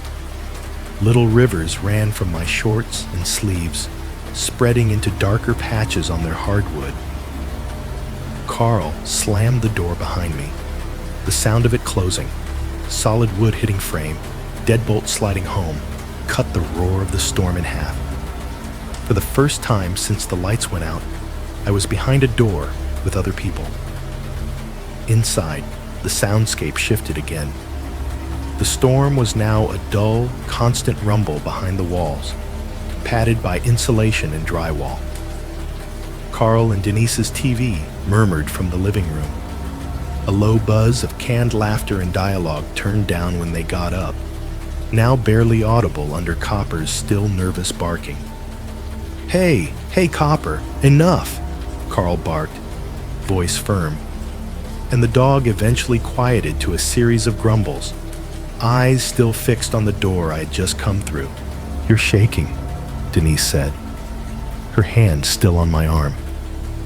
I realized my teeth were chattering, not just from cold, but from the adrenaline dumping out of my system now that I was no longer alone. "I'm fine," I lied automatically. "He's still in there. I turned toward their front window out of reflex, looking back across the cul-de-sac. Through the sheer curtain, I could see my house, a dark rectangle across the wet street. No lights, no movement, just a shadow against heavier shadows. Somewhere in there, a man was standing in my hallway, or my bedroom, or my living room, in air that still held my own warmth from an hour before. My heart tried to climb back up my throat. Carl followed my gaze, his jaw tightening. "All right," he said, maglite shifting in his grip. "You're inside. That's good. Denise, call 911. Tell them we've got a break-in across the street during a power outage." Denise nodded, already reaching for the landline phone on the small table by the stairs. An actual landline, one of those old habits from an older generation that suddenly made perfect sense. As she dialed, the storm outside chose that moment to give the house a full-body shudder, thunder cracking close enough to rattle the entryway mirror. Copper barked once, deeply, then fell silent again, ears pricked. I stood there dripping on their mat, listening to Denise's voice speak my address and the words "intruder" and "inside right now," while Carl's hand flexed around the heavy flashlight and Copper stared at the door like he expected it to come to him. My own house, just across the slick curve of the cul-de-sac, stayed dark and quiet. Too quiet, given how much I now knew was moving around inside it. If hell has an antechamber, it probably feels a lot like a warm neighbor's house when your own is across the street with a stranger inside it. Carl and Denise's place was everything. Mine was not in that moment. Warm, lit, lived in. The entryway opened into a small living room with a soft yellow lamp glowing on an end table. The TV in the corner was tuned to local news, some anchor's mouth moving silently over looping footage of weather maps and traffic cams. The volume had been muted the second Denise picked up the phone, so the only sound from it was the faint electric hum of electronics still having power. The air in their house smelled like leftover soup and clean laundry, a comforting mix of chicken broth, herbs, and dryer sheets. Somewhere down the hallway, I could hear the low whir of a running dishwasher and the rhythmic thump of their dryer tumbling a half load. It should have felt safe. I stood there in the warm pool by the door, soaked through, water dripping off my hoodie and shorts onto their mat. The sudden heat made the cold in my bones ache worse. My skin prickled as feeling fought its way back into my fingers and toes. Denise had the landline phone cradled between her shoulder and ear, one arm across her chest, the other gripping the cord like it might float away without her. She had already given them the basics, while I was still catching my breath. "Yes, our neighbor just came over," she was saying, voice calm but tight. "He says there's someone in his house right now. He ran here barefoot in the storm. No, he doesn't think it's family." I could hear the dispatcher on the other end, a tinny, professional voice bleeding faintly out of the handset speaker. The words were indistinct from where I stood, just the rhythm of questions and practiced responses. Carl had moved to the front window. He hooked a finger around the edge of the curtain and pulled it back just enough to peek through. Copper sat planted at his feet, hackles slightly up, head pointed at the door, but eyes flicking toward the street whenever lightning flashed. "You okay, kid?" Carl asked without turning all the way around. I swallowed. I don't know. It sounded stupid as soon as it left my mouth, but it was the only true thing I had. My body still shook in little stuttering bursts. Part cold, part adrenaline, refusing to drain. My heart had not decided it could slow down yet. Every sound made my shoulders flinch, even the perfectly normal ones. Denise shifting her weight, Copper's claws tapping the floor as he readjusted, the dishwasher knocking gently as a plate inside clinked. "Can you tell them what happened?" Denise asked, handing the phone toward me. "They want to know what you saw." I took it, the plastic warm from her hand. The dispatcher's voice sharpened in my ear immediately. "Hi," she said, steady and clipped. "This is 911. I understand you believe someone is inside your residence." The question was so clean, so reasonable, it made everything I had just lived through sound ridiculous before I even opened my mouth. "Yeah," I said, my own voice shaking. "Yeah, someone, came to my front door first. He said his car died, asked to use my phone. Then my ring went offline. The power went out. I heard the chime again, even though there was no power, and I saw someone outside my front window when the lightning hit. I heard myself and wanted to flinch away. The words tumbled over each other, half-formed and too fast. The dispatcher did not react, at least not in a way I could hear. "Okay, did you see a weapon?" "No," I said. "I didn't see... I saw his shape. Outside. Later I went to the back, and he was at my back door. I saw his head and shoulders through the glass when the lightning went off. He kept saying he knew I was home, that he heard me earlier. He came in through my back door when the power was out. I heard him come in." "Did you lock your doors?" she asked. "I thought I did," I said. The shame in that answer stung. "The back one?" "I don't know. I don't remember hearing it latch earlier." "Okay," she said again, that word doing a lot of heavy lifting. "You're across the street now with neighbors, correct?" "Yeah." "Anyone else inside your home?" "Just him," I said. Saying it out loud made my stomach twist. "I live alone." "All right," she replied. "Officers are on their way. The storm's slowing the response a bit, but they are en route. I need you to stay inside. Do not go back over there, and do not confront anyone you see outside. You're safe where you are. Okay?" Safe. Another word that sounded nice but felt wrong. "Okay," I said anyway, because there was nothing else to say. We went through the address again. My name, basic details. I repeated the parts about the voice, the footsteps in my hallway, the way he had talked like he knew me. I left out the line about him calling me Dad.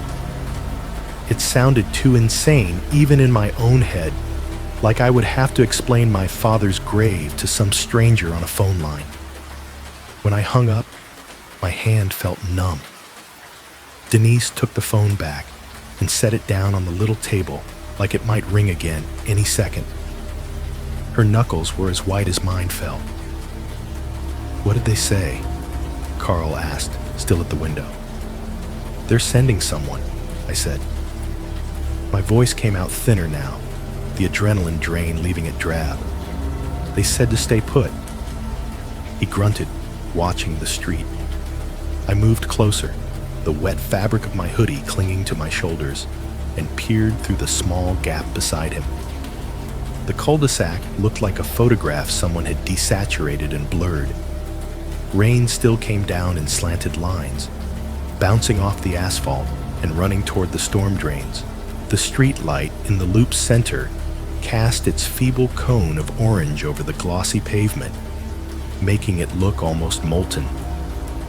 My house sat directly opposite, a dark rectangle with its porch light dead, its windows black. I could see the faint outline of my garage door, still half open like a crooked jaw. Every time lightning flashed, it lit up the wet face of my siding and the watery gleam of my driveway, but nothing moved. What chilled me more than that stillness was what was not there. The dark sedan I had noticed earlier, parked weirdly along the side of the street when I drove home, gone. No taillights, no vague outline, no shape at the curb. "Street's empty," Carl said quietly, like he was narrating his own observation for both of us. "Looks like everybody went to bed or lost their power." He let the curtain fall back into place for a second, then hooked it again, unwilling to stop watching. The houses around the loop were mostly dark too. One had a soft light in an upstairs window, a hallway, maybe a bathroom, but no silhouettes crossed it. No one stepped out onto their porches to smoke or check the rain. The vacant house at the end of the street hunched under the storm, its overgrown yard beating with water. It struck me, standing there in someone else's safe, warm living room, that the world outside looked weirdly hollow. Not just quiet, lifeless. Like if you walked too far past the edges of Carl and Denise's front yard, you might find out that nothing else existed beyond what the streetlight touched. Just blackness and rain, and somewhere in it, the shape of my house with its door cracked open, and a man inside who knew how to say the right words. My brain kept trying to backfill the missing sedan. Maybe its owner moved it. Maybe it had never been as strange as I'd thought. Maybe it was always just some neighbor's family car, and my fear had turned it into something more.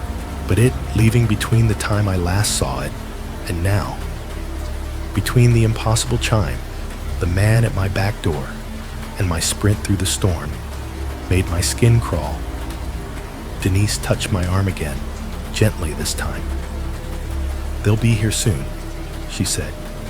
"You did the right thing coming over." I nodded, but my eyes were still on that gap in the curtain. Lightning flared again, washing the street in white for a heartbeat. My house did not move. Nothing on the porch. No figure in the yard. Just a dark box, sitting there like a mouth that had already swallowed something and was quietly working on it in the dark.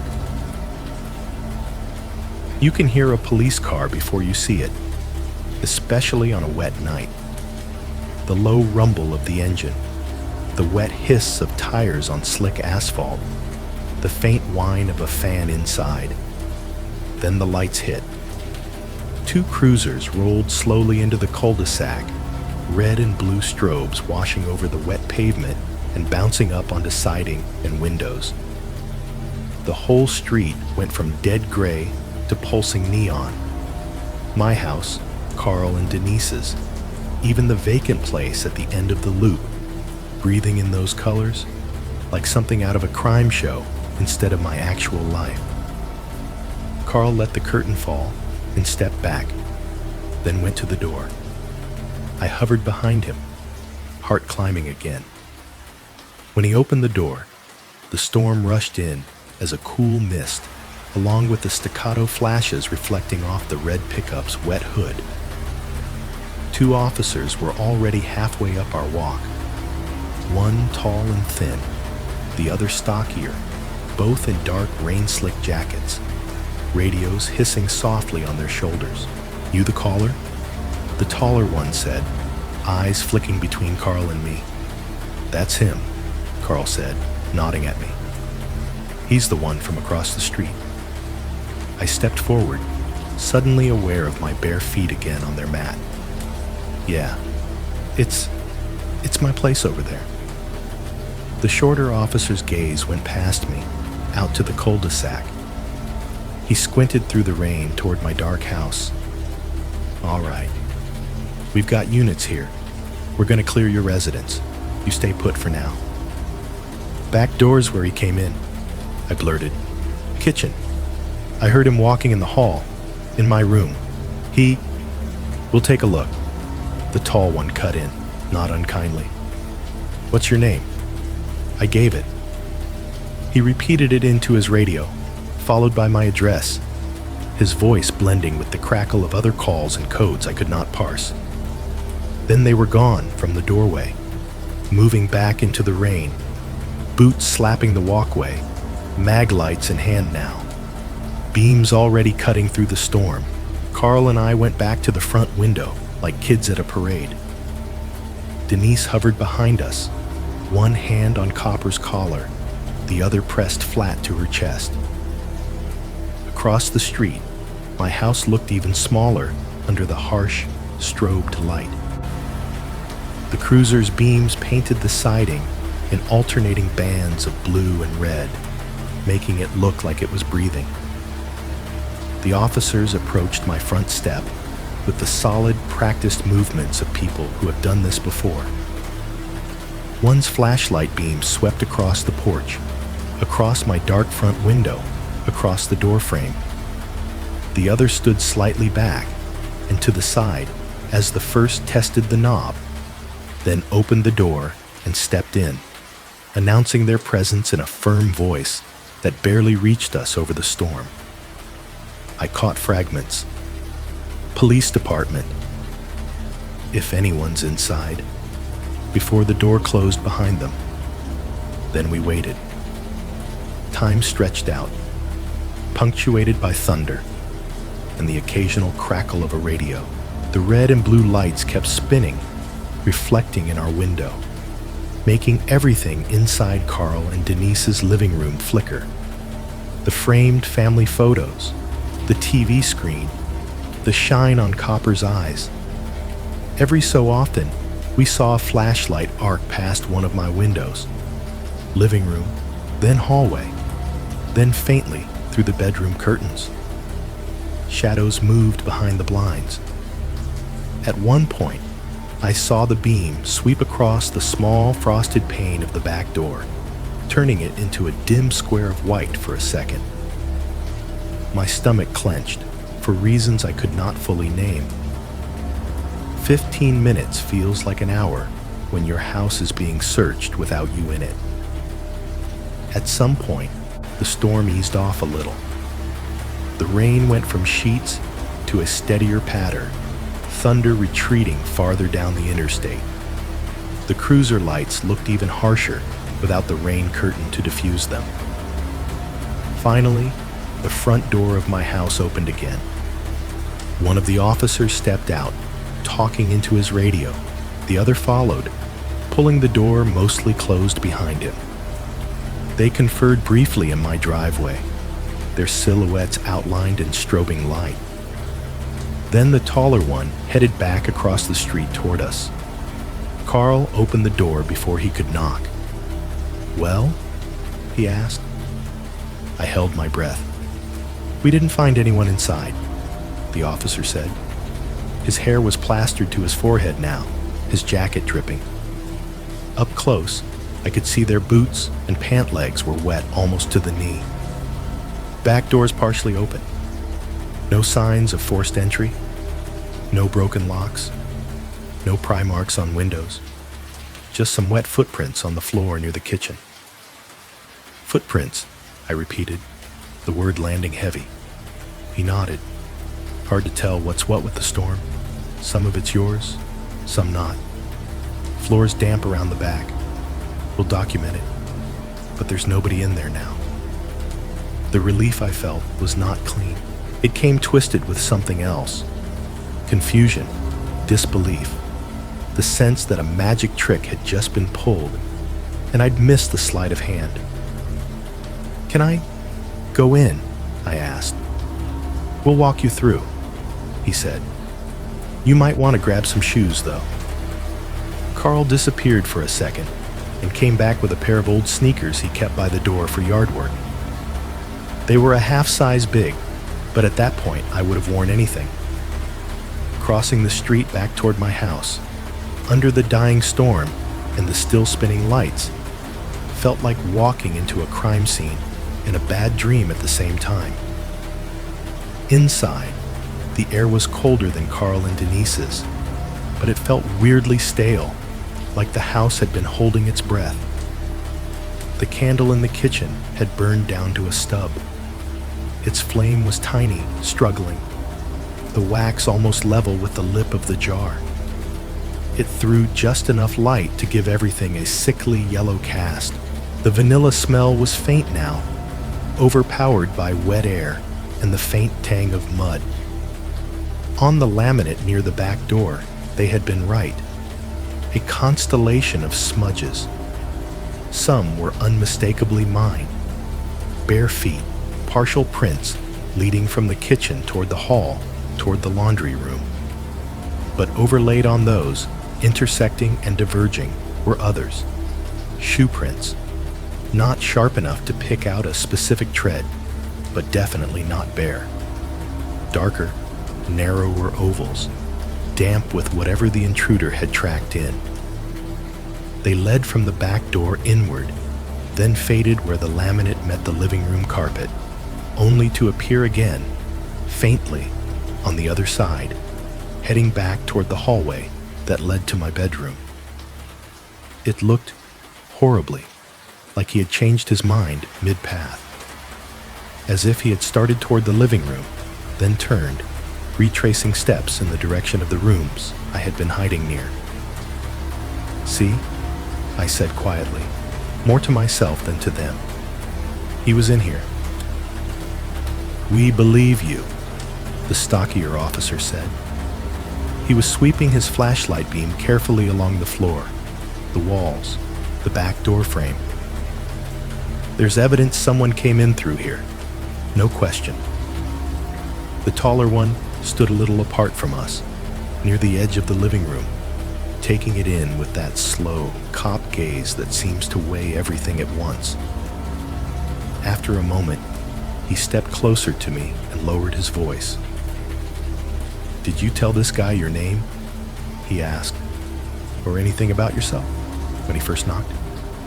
"No," I said. I asked, "Who is it?" from behind the door. I never opened it. He nodded, lips pressing into a thin line. "Because you know he didn't ask, 'Is anyone home?' right? You mentioned that on the call. He said, 'I know you're home. I heard you.' He let that sit there, words matching the ones in my memory too precisely. He came to your door already assuming someone was in here," he finished. I had not put it together that way, not fully. Hearing it said back to me made my chest feel tight.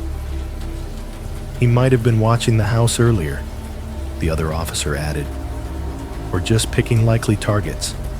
Dark street, single story, no dog." He shrugged one shoulder, but there was no comfort in it. "We'll do extra patrols tonight. You shouldn't stay here alone if you don't want to." Before I could answer, the lights flickered. It was quick, a stutter in the darkness, like the whole house blinked. The dead TV in the living room flashed its brand logo for a second before settling into standby. The digital clock on the stove in the kitchen came back to life, zeros blinking. Somewhere in the guts of the house, the fridge kicked back on with a low hum. The power had come back. One of the officers muttered something into his radio about restoration on our block. I barely heard him. My phone buzzed in my pocket. It was such a normal sound it almost made me laugh.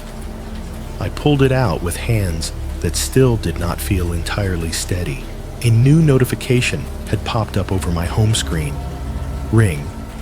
Motion detected at your front door. The timestamp was fresh, a few minutes ago, while I had been standing in Carl and Denise's living room, watching cruisers pull up to my dark house. My throat went dry. The camera just came back online, I said. There's a new clip. Both officers looked at me. Can we see it? The taller one asked. I tapped the notification. The app opened.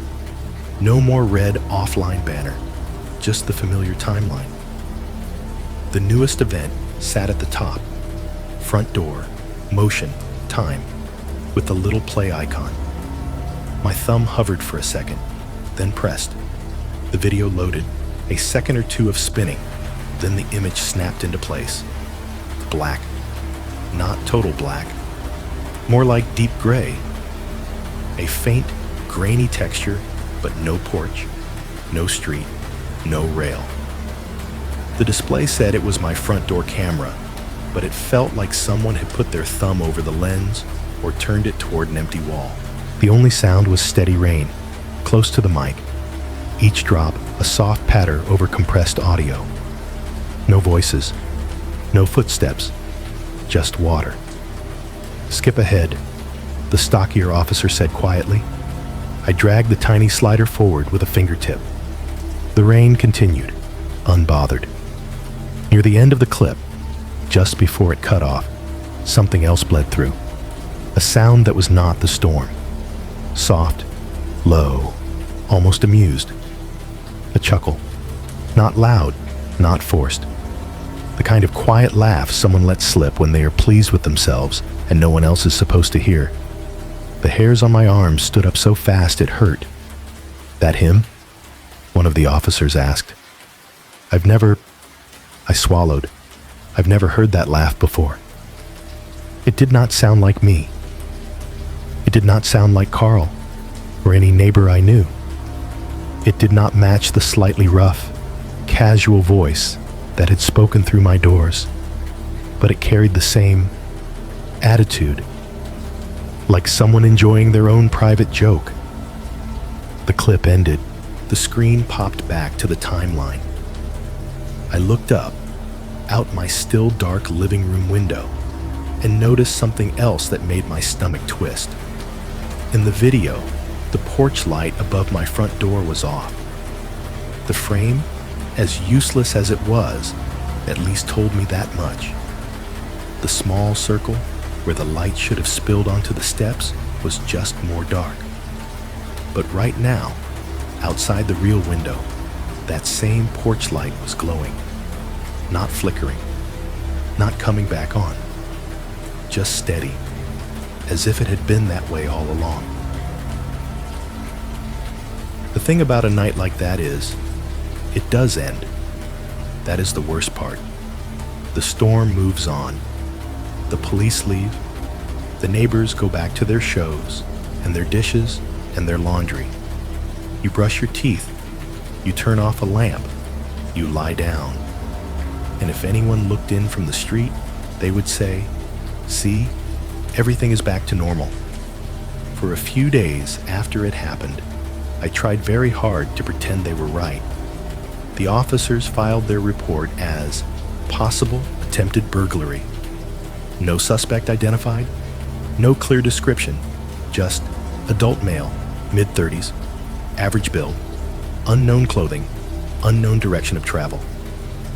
The ring clip had been useless to them.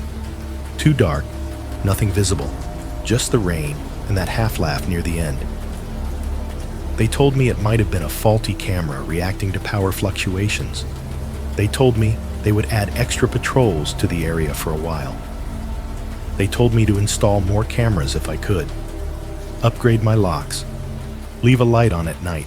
Criminals don't like visibility, one of them said, handing me a little printed sheet about home security.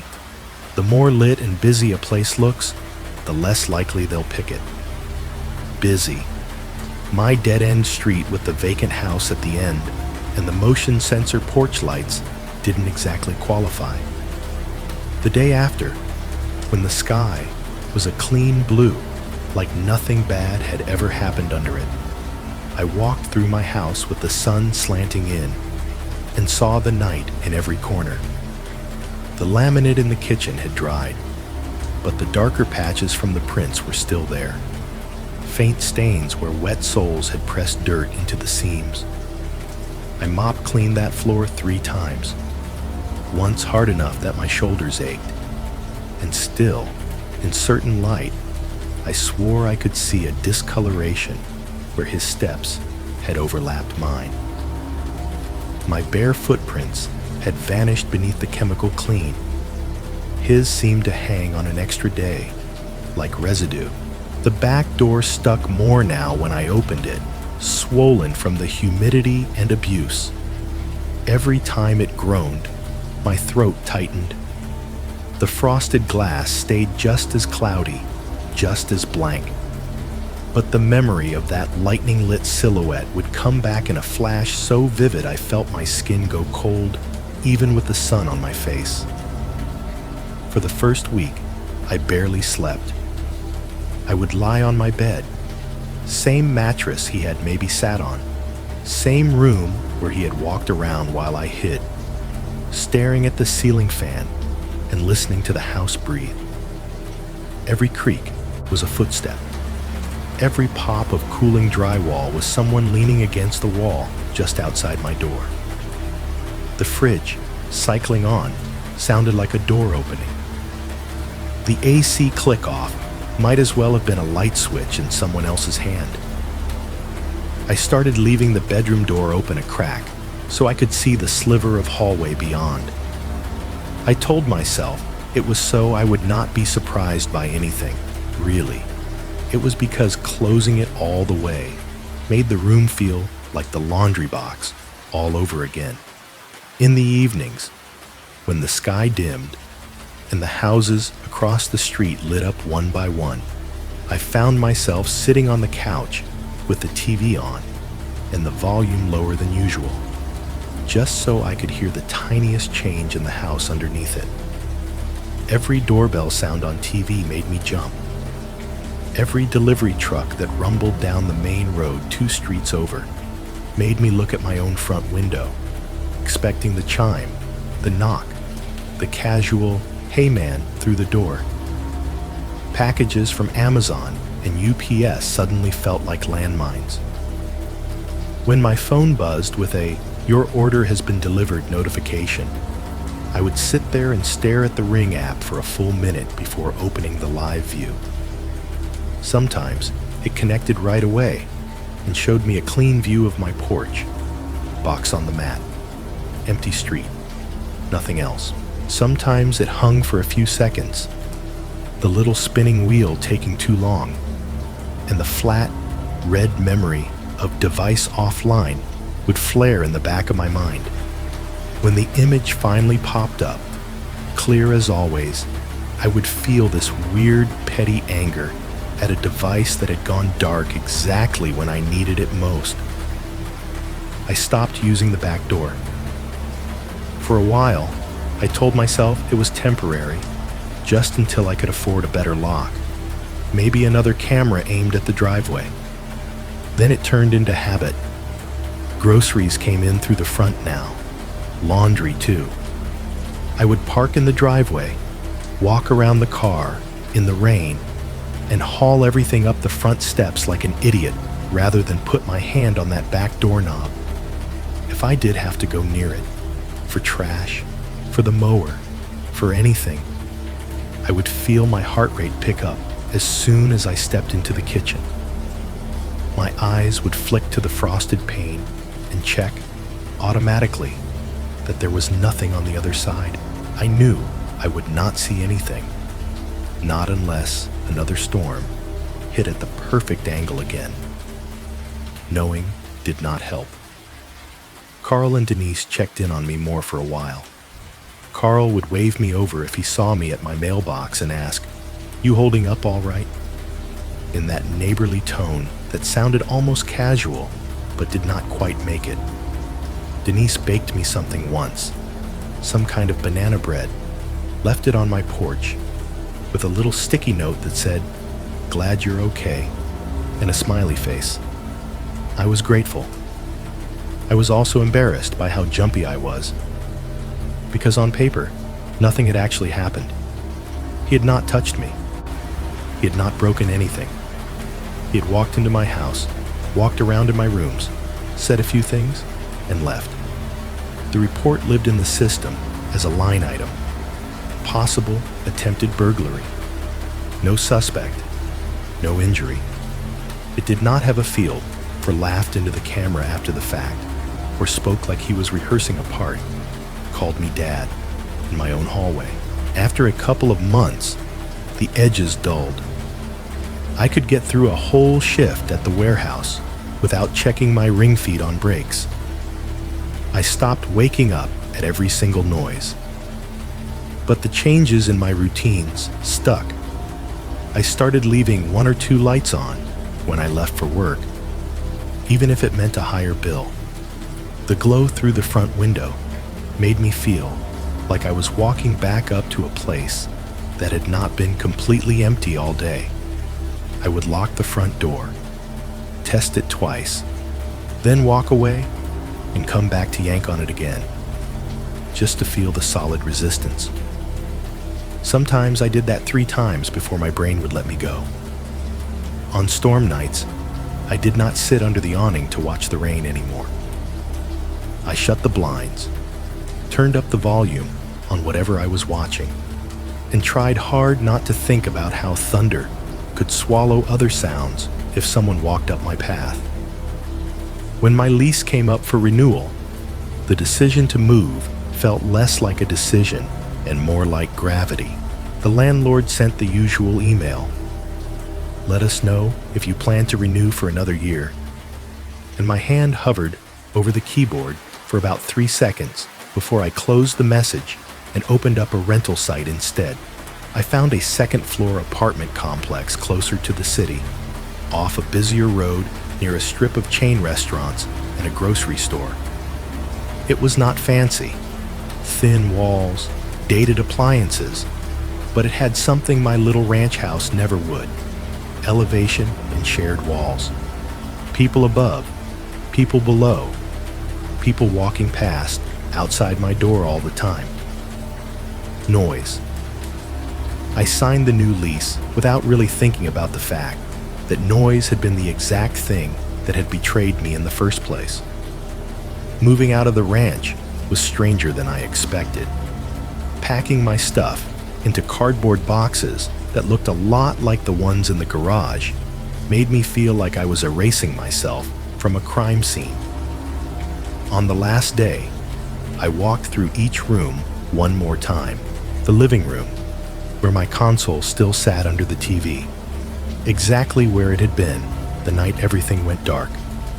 The hallway, which now seemed too narrow, too easy to cover in a few steps. The bedroom, where the mattress looked small and a little sad without the sheets. The kitchen, the back door. I made myself go to it. My hand on the knob, blood buzzing in my ears. I opened it one last time and stepped out into the driveway. The day was bright and completely ordinary. Cars passed on the main road. A lawnmower droned somewhere nearby.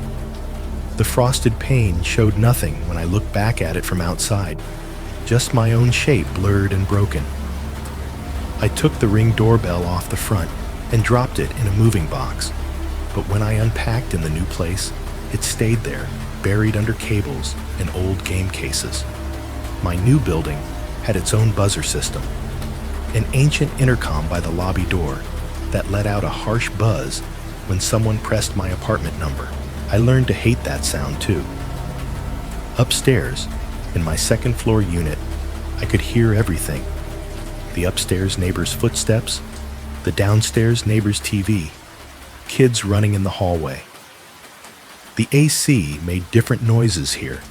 The fridge had a higher hum. The pipes rattled in new ways. I mapped them over time, added them to the catalog in my head. I told myself the shared walls made me safer. I told myself someone would hear if anything went wrong this time. But at night, when the building settled and all the machines synced up, and there was that one weird second when everything cut out, the AC between cycles, the fridge paused, the upstairs TV finally off, I would find myself holding my breath, listening, waiting. Not for thunder, not for a knock, for the echo of a chime that was not there anymore, in a house I no longer lived in, that my brain still insisted on replaying like a sound file it did not know how to delete. The new apartment was louder in all the ordinary ways and quieter in all the ways that mattered. Thin walls meant I learned my neighbors' routines before I ever saw their faces. The guy on my left liked sports talk radio at weird hours. The muffled rise and fall of angry hosts leaked through the drywall. The couple on my right had at least one small kid whose footsteps ran back and forth in frantic bursts, a tiny stampede overhead when they visited the upstairs neighbors. Somebody 2 doors down had a laugh that came in sharp, barking bursts during sitcom nights. The AC unit under my bedroom window rattled like it was held together by stubbornness alone. When it kicked on, it made the glass buzz in its frame. The fridge in the cramped kitchen hummed loud enough that the cabinet beside it vibrated. Cheap plates inside clinked softly against each other whenever the compressor cycled. Noise here was constant. It should have been comforting. Proof that other people were close. The building breathed, coughed, muttered. Pipes groaned in the walls when someone showered upstairs. The lobby door downstairs slammed just so when delivery drivers came and went. I told myself that if anything happened this time, if anyone tried a door or walked where they shouldn't, someone besides me would hear it. The first big storm in the new place arrived about a month after I moved in. It was one of those Ohio summer storms that sneaks up fast. 1 minute, the sky over the city was bright and washed out, the sun smearing pale light over the parking lot and the strip of chain restaurants down the road. The next, the clouds rolled in heavy and low, turning the sky that weird greenish gray that always makes you think tornado, even if you know it's just a squall line. From my second floor balcony, I had a pretty good view. The complex wrapped around a central parking lot like a squared-off horseshoe. 2 stories of beige siding, cheap railings, satellite dishes sprouting off corners. Beyond that, power lines cut across the street toward a grocery store sign that flickered sometimes, even on clear nights. That evening, the wind shifted all at once. The trees by the lot bowed as if something had leaned on them. Trash bags and loose receipts skittered across the asphalt like they were trying to find cover. Then the lightning started. It did not hit the ground at first. It stayed up in the clouds, crawling horizontally, branching like the veins on the back of a hand. The flashes lit the undersides of the storm in pulses, turning the greenish gray into a bruised purple for a second at a time. Thunder rolled in after each flare, sometimes close enough to rattle the balcony railing under my hands, sometimes far enough away that it felt like background noise. The first heavy drops of rain hit the complex roof and the cars below with audible pops. I stood there, under the small overhang, watching. Up here, on the second floor, the storm felt more like a show and less like something that could reach into my house and rearrange my life. There was no porch at eye level for anyone to stand on and talk to me through a door. No frosted glass panel inches from my face. To get to me now, someone would have to go through a lobby door, up a set of stairs, past at least 3 other units. Elevation and shared walls, the 2 things I had wanted. I leaned against the balcony rail and let the rain's first spray blow in under the overhang, speckling my forearms with cold dots. Lightning forked between clouds again, never quite touching down. The neighboring building's windows glowed like little aquariums, rectangles of yellow and blue and white, each one holding a different scene. Someone at a sink, someone pacing with a phone, someone's TV painting their walls with moving color. From inside my own unit, the AC unit under the window rattled to life, adding its mechanical growl to the storm's soundtrack. The fridge in the kitchen kicked in, its hum climbing up through the floor and into my bones.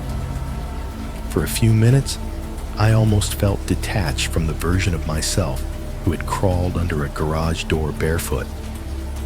Up here, cars moved along the main road, like beetles with their shells lit up red and white. The grocery store sign buzzed faintly in the wet air, its neon flicker barely visible through the falling rain. Power lines sang their low, constant song as the storm charged the air around them. I went back inside when the rain turned from first curtain to full drop. Wide sheets slamming into the balcony, hard enough to ricochet onto the sliding door glass. I locked it out of habit, even though the latch was flimsy and a determined tug could probably rip it open. Inside, the apartment felt smaller, but not claustrophobic yet. I double-checked the front door deadbolt before I even realized I was doing it. Turn, click. Then my hand did it again, just to feel the resistance. I had installed an extra security bar myself, one of those cheap metal rods that wedged under the knob and braced against the floor. It probably would not stop a truly determined person, but it was another layer, another sound I would hear if anyone tried. Shoes went by the door, laces already loosened. Not because I was neat, but because I knew I could step into them fast if I had to run. Again. My phone sat charging on the little table by the couch, the cord always plugged in now if I was home, battery at 98%. Flashlight app pulled up with 2 quick taps. I had practiced that motion enough that it felt like muscle memory. Outside, the storm ramped up.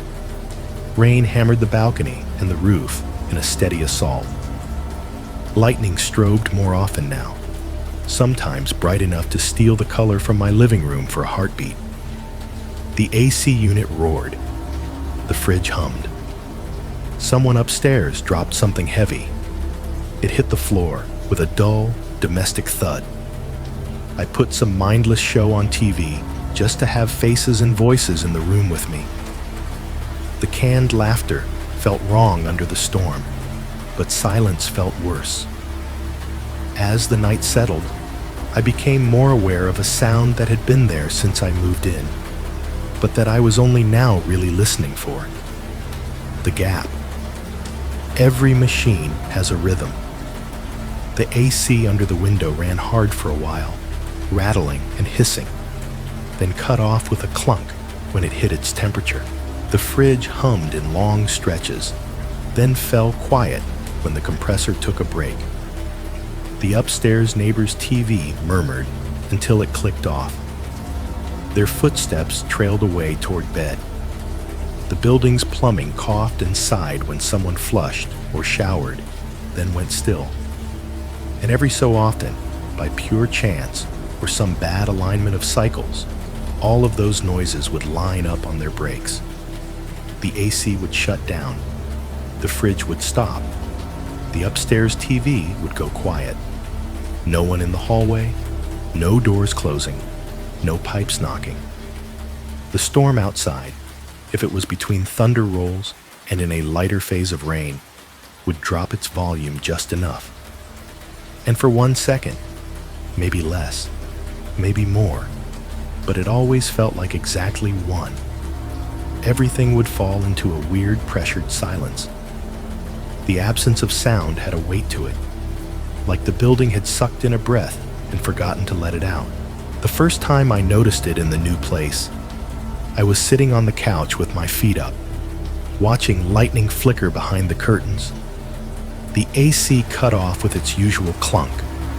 The fridge cycled down, and in that micro gap before rain and distant traffic filled the edges, the world went flat. My lungs stopped on their own. A familiar, stupid instinct crawled up my spine. Listen, something's coming. I listened.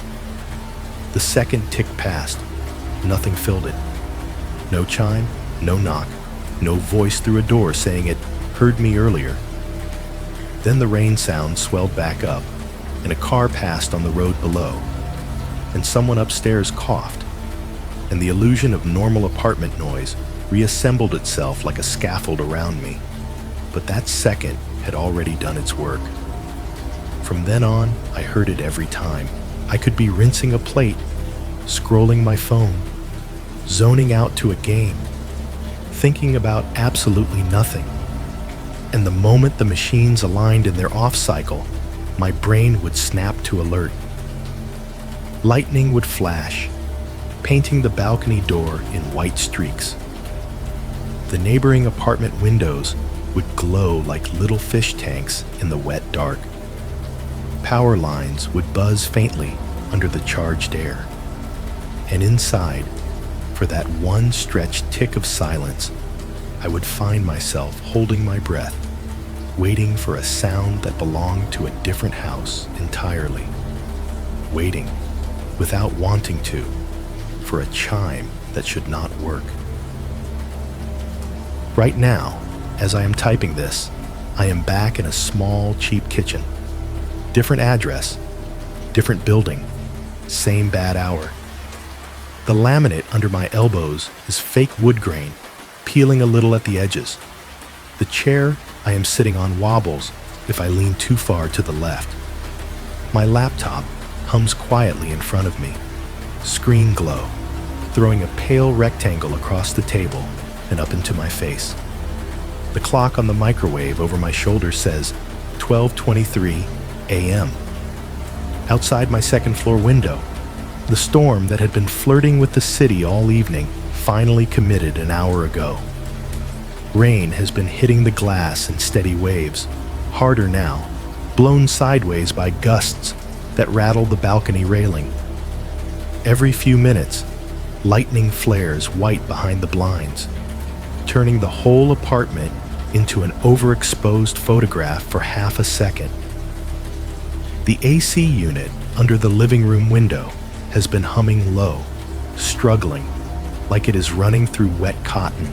It sends a steady vibration through the wall that I can feel in the table. The fridge buzzes just loud enough to be noticeable, just soft enough that my brain files it under normal. Above me, my upstairs neighbor has been walking around. Slow, sleepy footfalls, the occasional trip to the bathroom, pipes in the wall knocking in sympathy. Their TV had been murmuring earlier. By now, it is down to the dull, bluish flicker leaking around the edge of their curtain when the lightning allows. On the screen in front of me, the word count at the bottom of the document keeps ticking upward. My hands move, telling you all of this, wrapping that one night in the little ranch house in more words than it probably deserves. I am writing it the way people send stories to channels like the one you are listening to now. Not because I think anyone is going to solve anything for me, not because I am asking whether it was a ghost or a glitch or some elaborate, meaningless coincidence. I am writing it because I want there to be a record somewhere that on one August night, a man came to my door, already counting on the fact that I was there. The police never called me back with anything more useful than a case number. Weeks went by, then months, and there was never a follow-up about anyone matching his vague description getting picked up for anything along my stretch of county. If he did this to other people, either they never reported it or their reports never crossed my path. I never heard his voice again in real life. I heard him in my head, plenty. In every pause breath at the end of a long day, in every night my neighbor's TV clicked off and left me staring at the ceiling. In every visit to a friend's place where a doorbell chimed and my body flinched before my brain caught up. The way he said, "Hey man." The way he threaded, "I know you're home," through my walls. The stupid casual tone of, "You gaming in here, huh?" Those got stuck somewhere in the part of my brain that is supposed to handle normal human contact. Now, I live up here instead of down there. I have reinforced locks, a cheap security bar under the front doorknob, shoes lined up neatly by the entrance like I am expecting a fire drill at any moment. I keep my phone charged and within reach. I have rehearsed that stupid roll under the door move in my head 100 times, even though there is no garage here, no half-open escape hatch.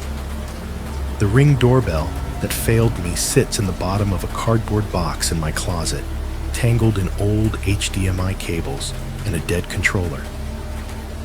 I never installed it on this place. The buzzer system in the lobby is bad enough. Just a rough buzz and a crackling voice on the intercom.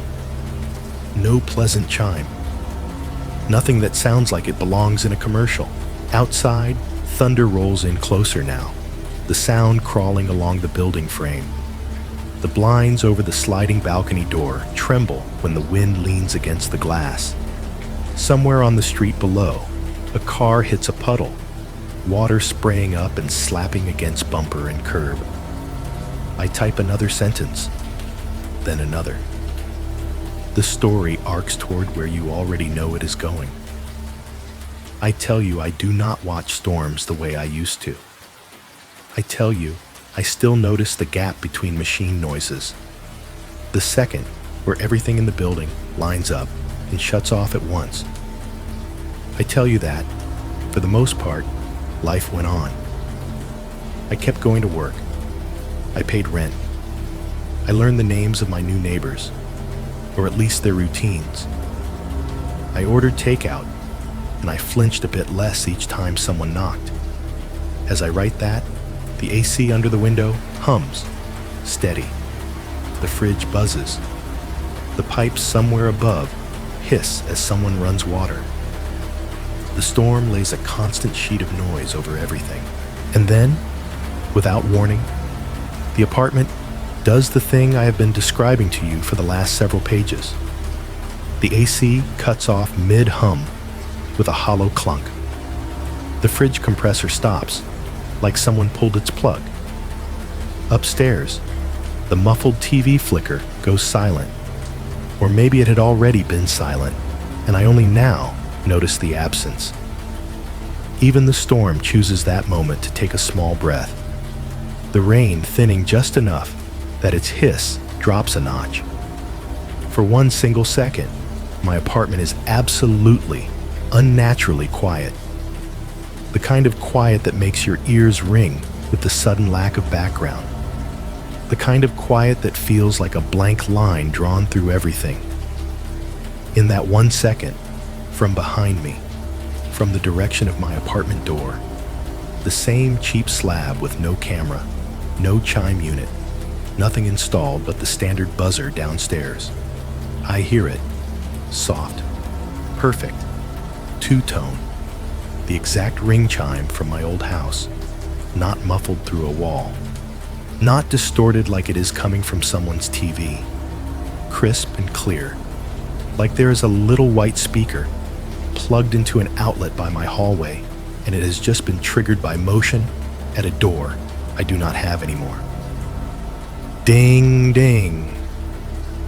My fingers freeze above the keyboard.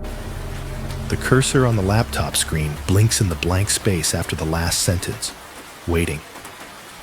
The glow from the screen suddenly feels like a spotlight aimed at the back of my head, announcing to whatever is behind me that, yes, I am awake. Yes, I am here. Yes, I heard that. I do not turn around. Every instinct I have tries to twist my spine, pull my shoulders. My eyes want to go to the dark rectangle of the hallway, to the faint line of light under the base of the door.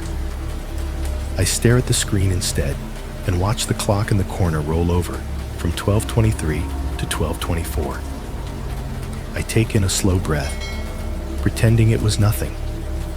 A neighbor dropping something. A TV in another unit. A sound from memory crashing into the present, hard enough that my brain misfiled it as real. That is the story I will tell myself in the morning if I want to sleep again. Right now, my skin crawls like it did in the laundry room. Every hair on my arms is standing up, my heart hammering against my ribs in a rhythm that feels too loud in the renewed silence. Then the moment breaks. The AC kicks back in with its usual groan, rattling the thin wall. The fridge hum returns, low and insistent. Water moves in the pipe somewhere above as someone flushes a toilet. The storm finds its volume again, rain thickening against the glass, thunder muttering over the rooftops. House noise, apartment noise, normal noise pours back in, filling the gap like nothing happened. On the screen, the cursor still blinks at the end of the paragraph where I was about to talk about you. So I do. I type one more line, addressed to whoever is listening to this now. In your car, parked under a sodium orange streetlight with the engine ticking as it cools. In your bed, with your own AC humming. On your couch with your fridge cycling on and off in the next room. I am not telling you to move. I am not telling you to never enjoy thunderstorms again, or to wire your place up like a bank vault, or to start jumping at every person who knocks. I am just saying this. If you ever find yourself standing behind a door, tempted to answer a stranger with your voice instead of silence, just remember that some people do not knock to find out if anyone is home. They knock because they already know someone is there, and they are just listening for what you sound like when you are afraid. The last line I hear, right before I would hit send on this, is not spoken aloud. It is a memory, timed too perfectly with the next thunderclap to feel like coincidence. The words threading themselves across the top of the storm in my head, in that same rough, amused voice. I know you're home. I heard you. And whether or not you believe any of this, whether you think it was a man, or a glitch, or just trauma looping on itself, does not really matter. Because that 1 second of silence, and whatever you hear in it, can happen anywhere, including the room you are in right now.